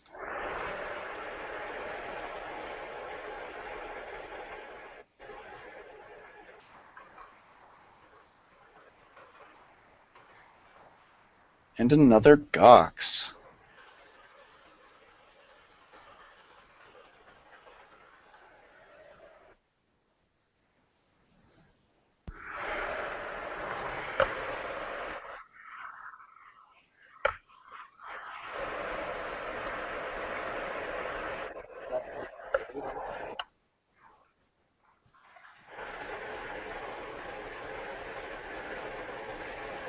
I think the real question here is, does he get a Barbarian or a Dire Hound? He does get the Barbarian.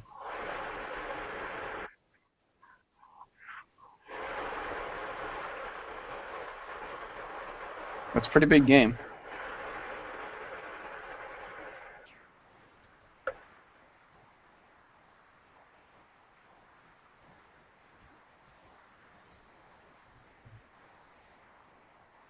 I wonder if Randall is going to find his Dragon 3 here.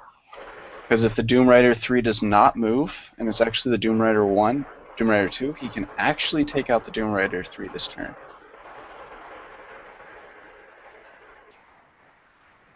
Battle Brand.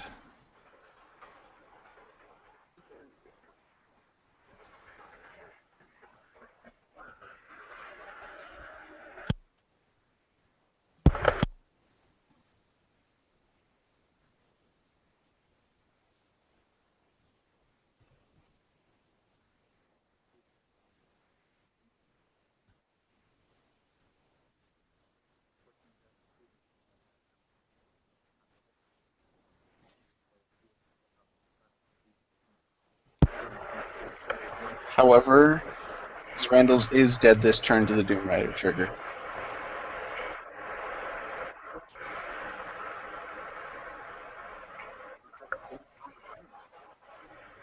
Congratulations, Brian.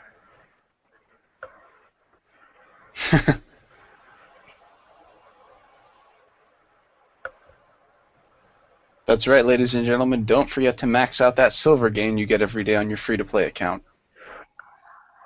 Looks like we have a Ratron in the Hangout now.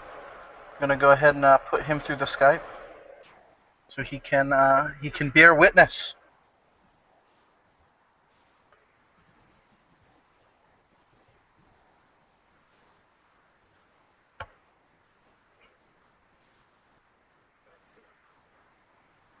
Turn 1 Dragon. It's been a while since we've seen Ebon Skulls showing up in tournaments, actually.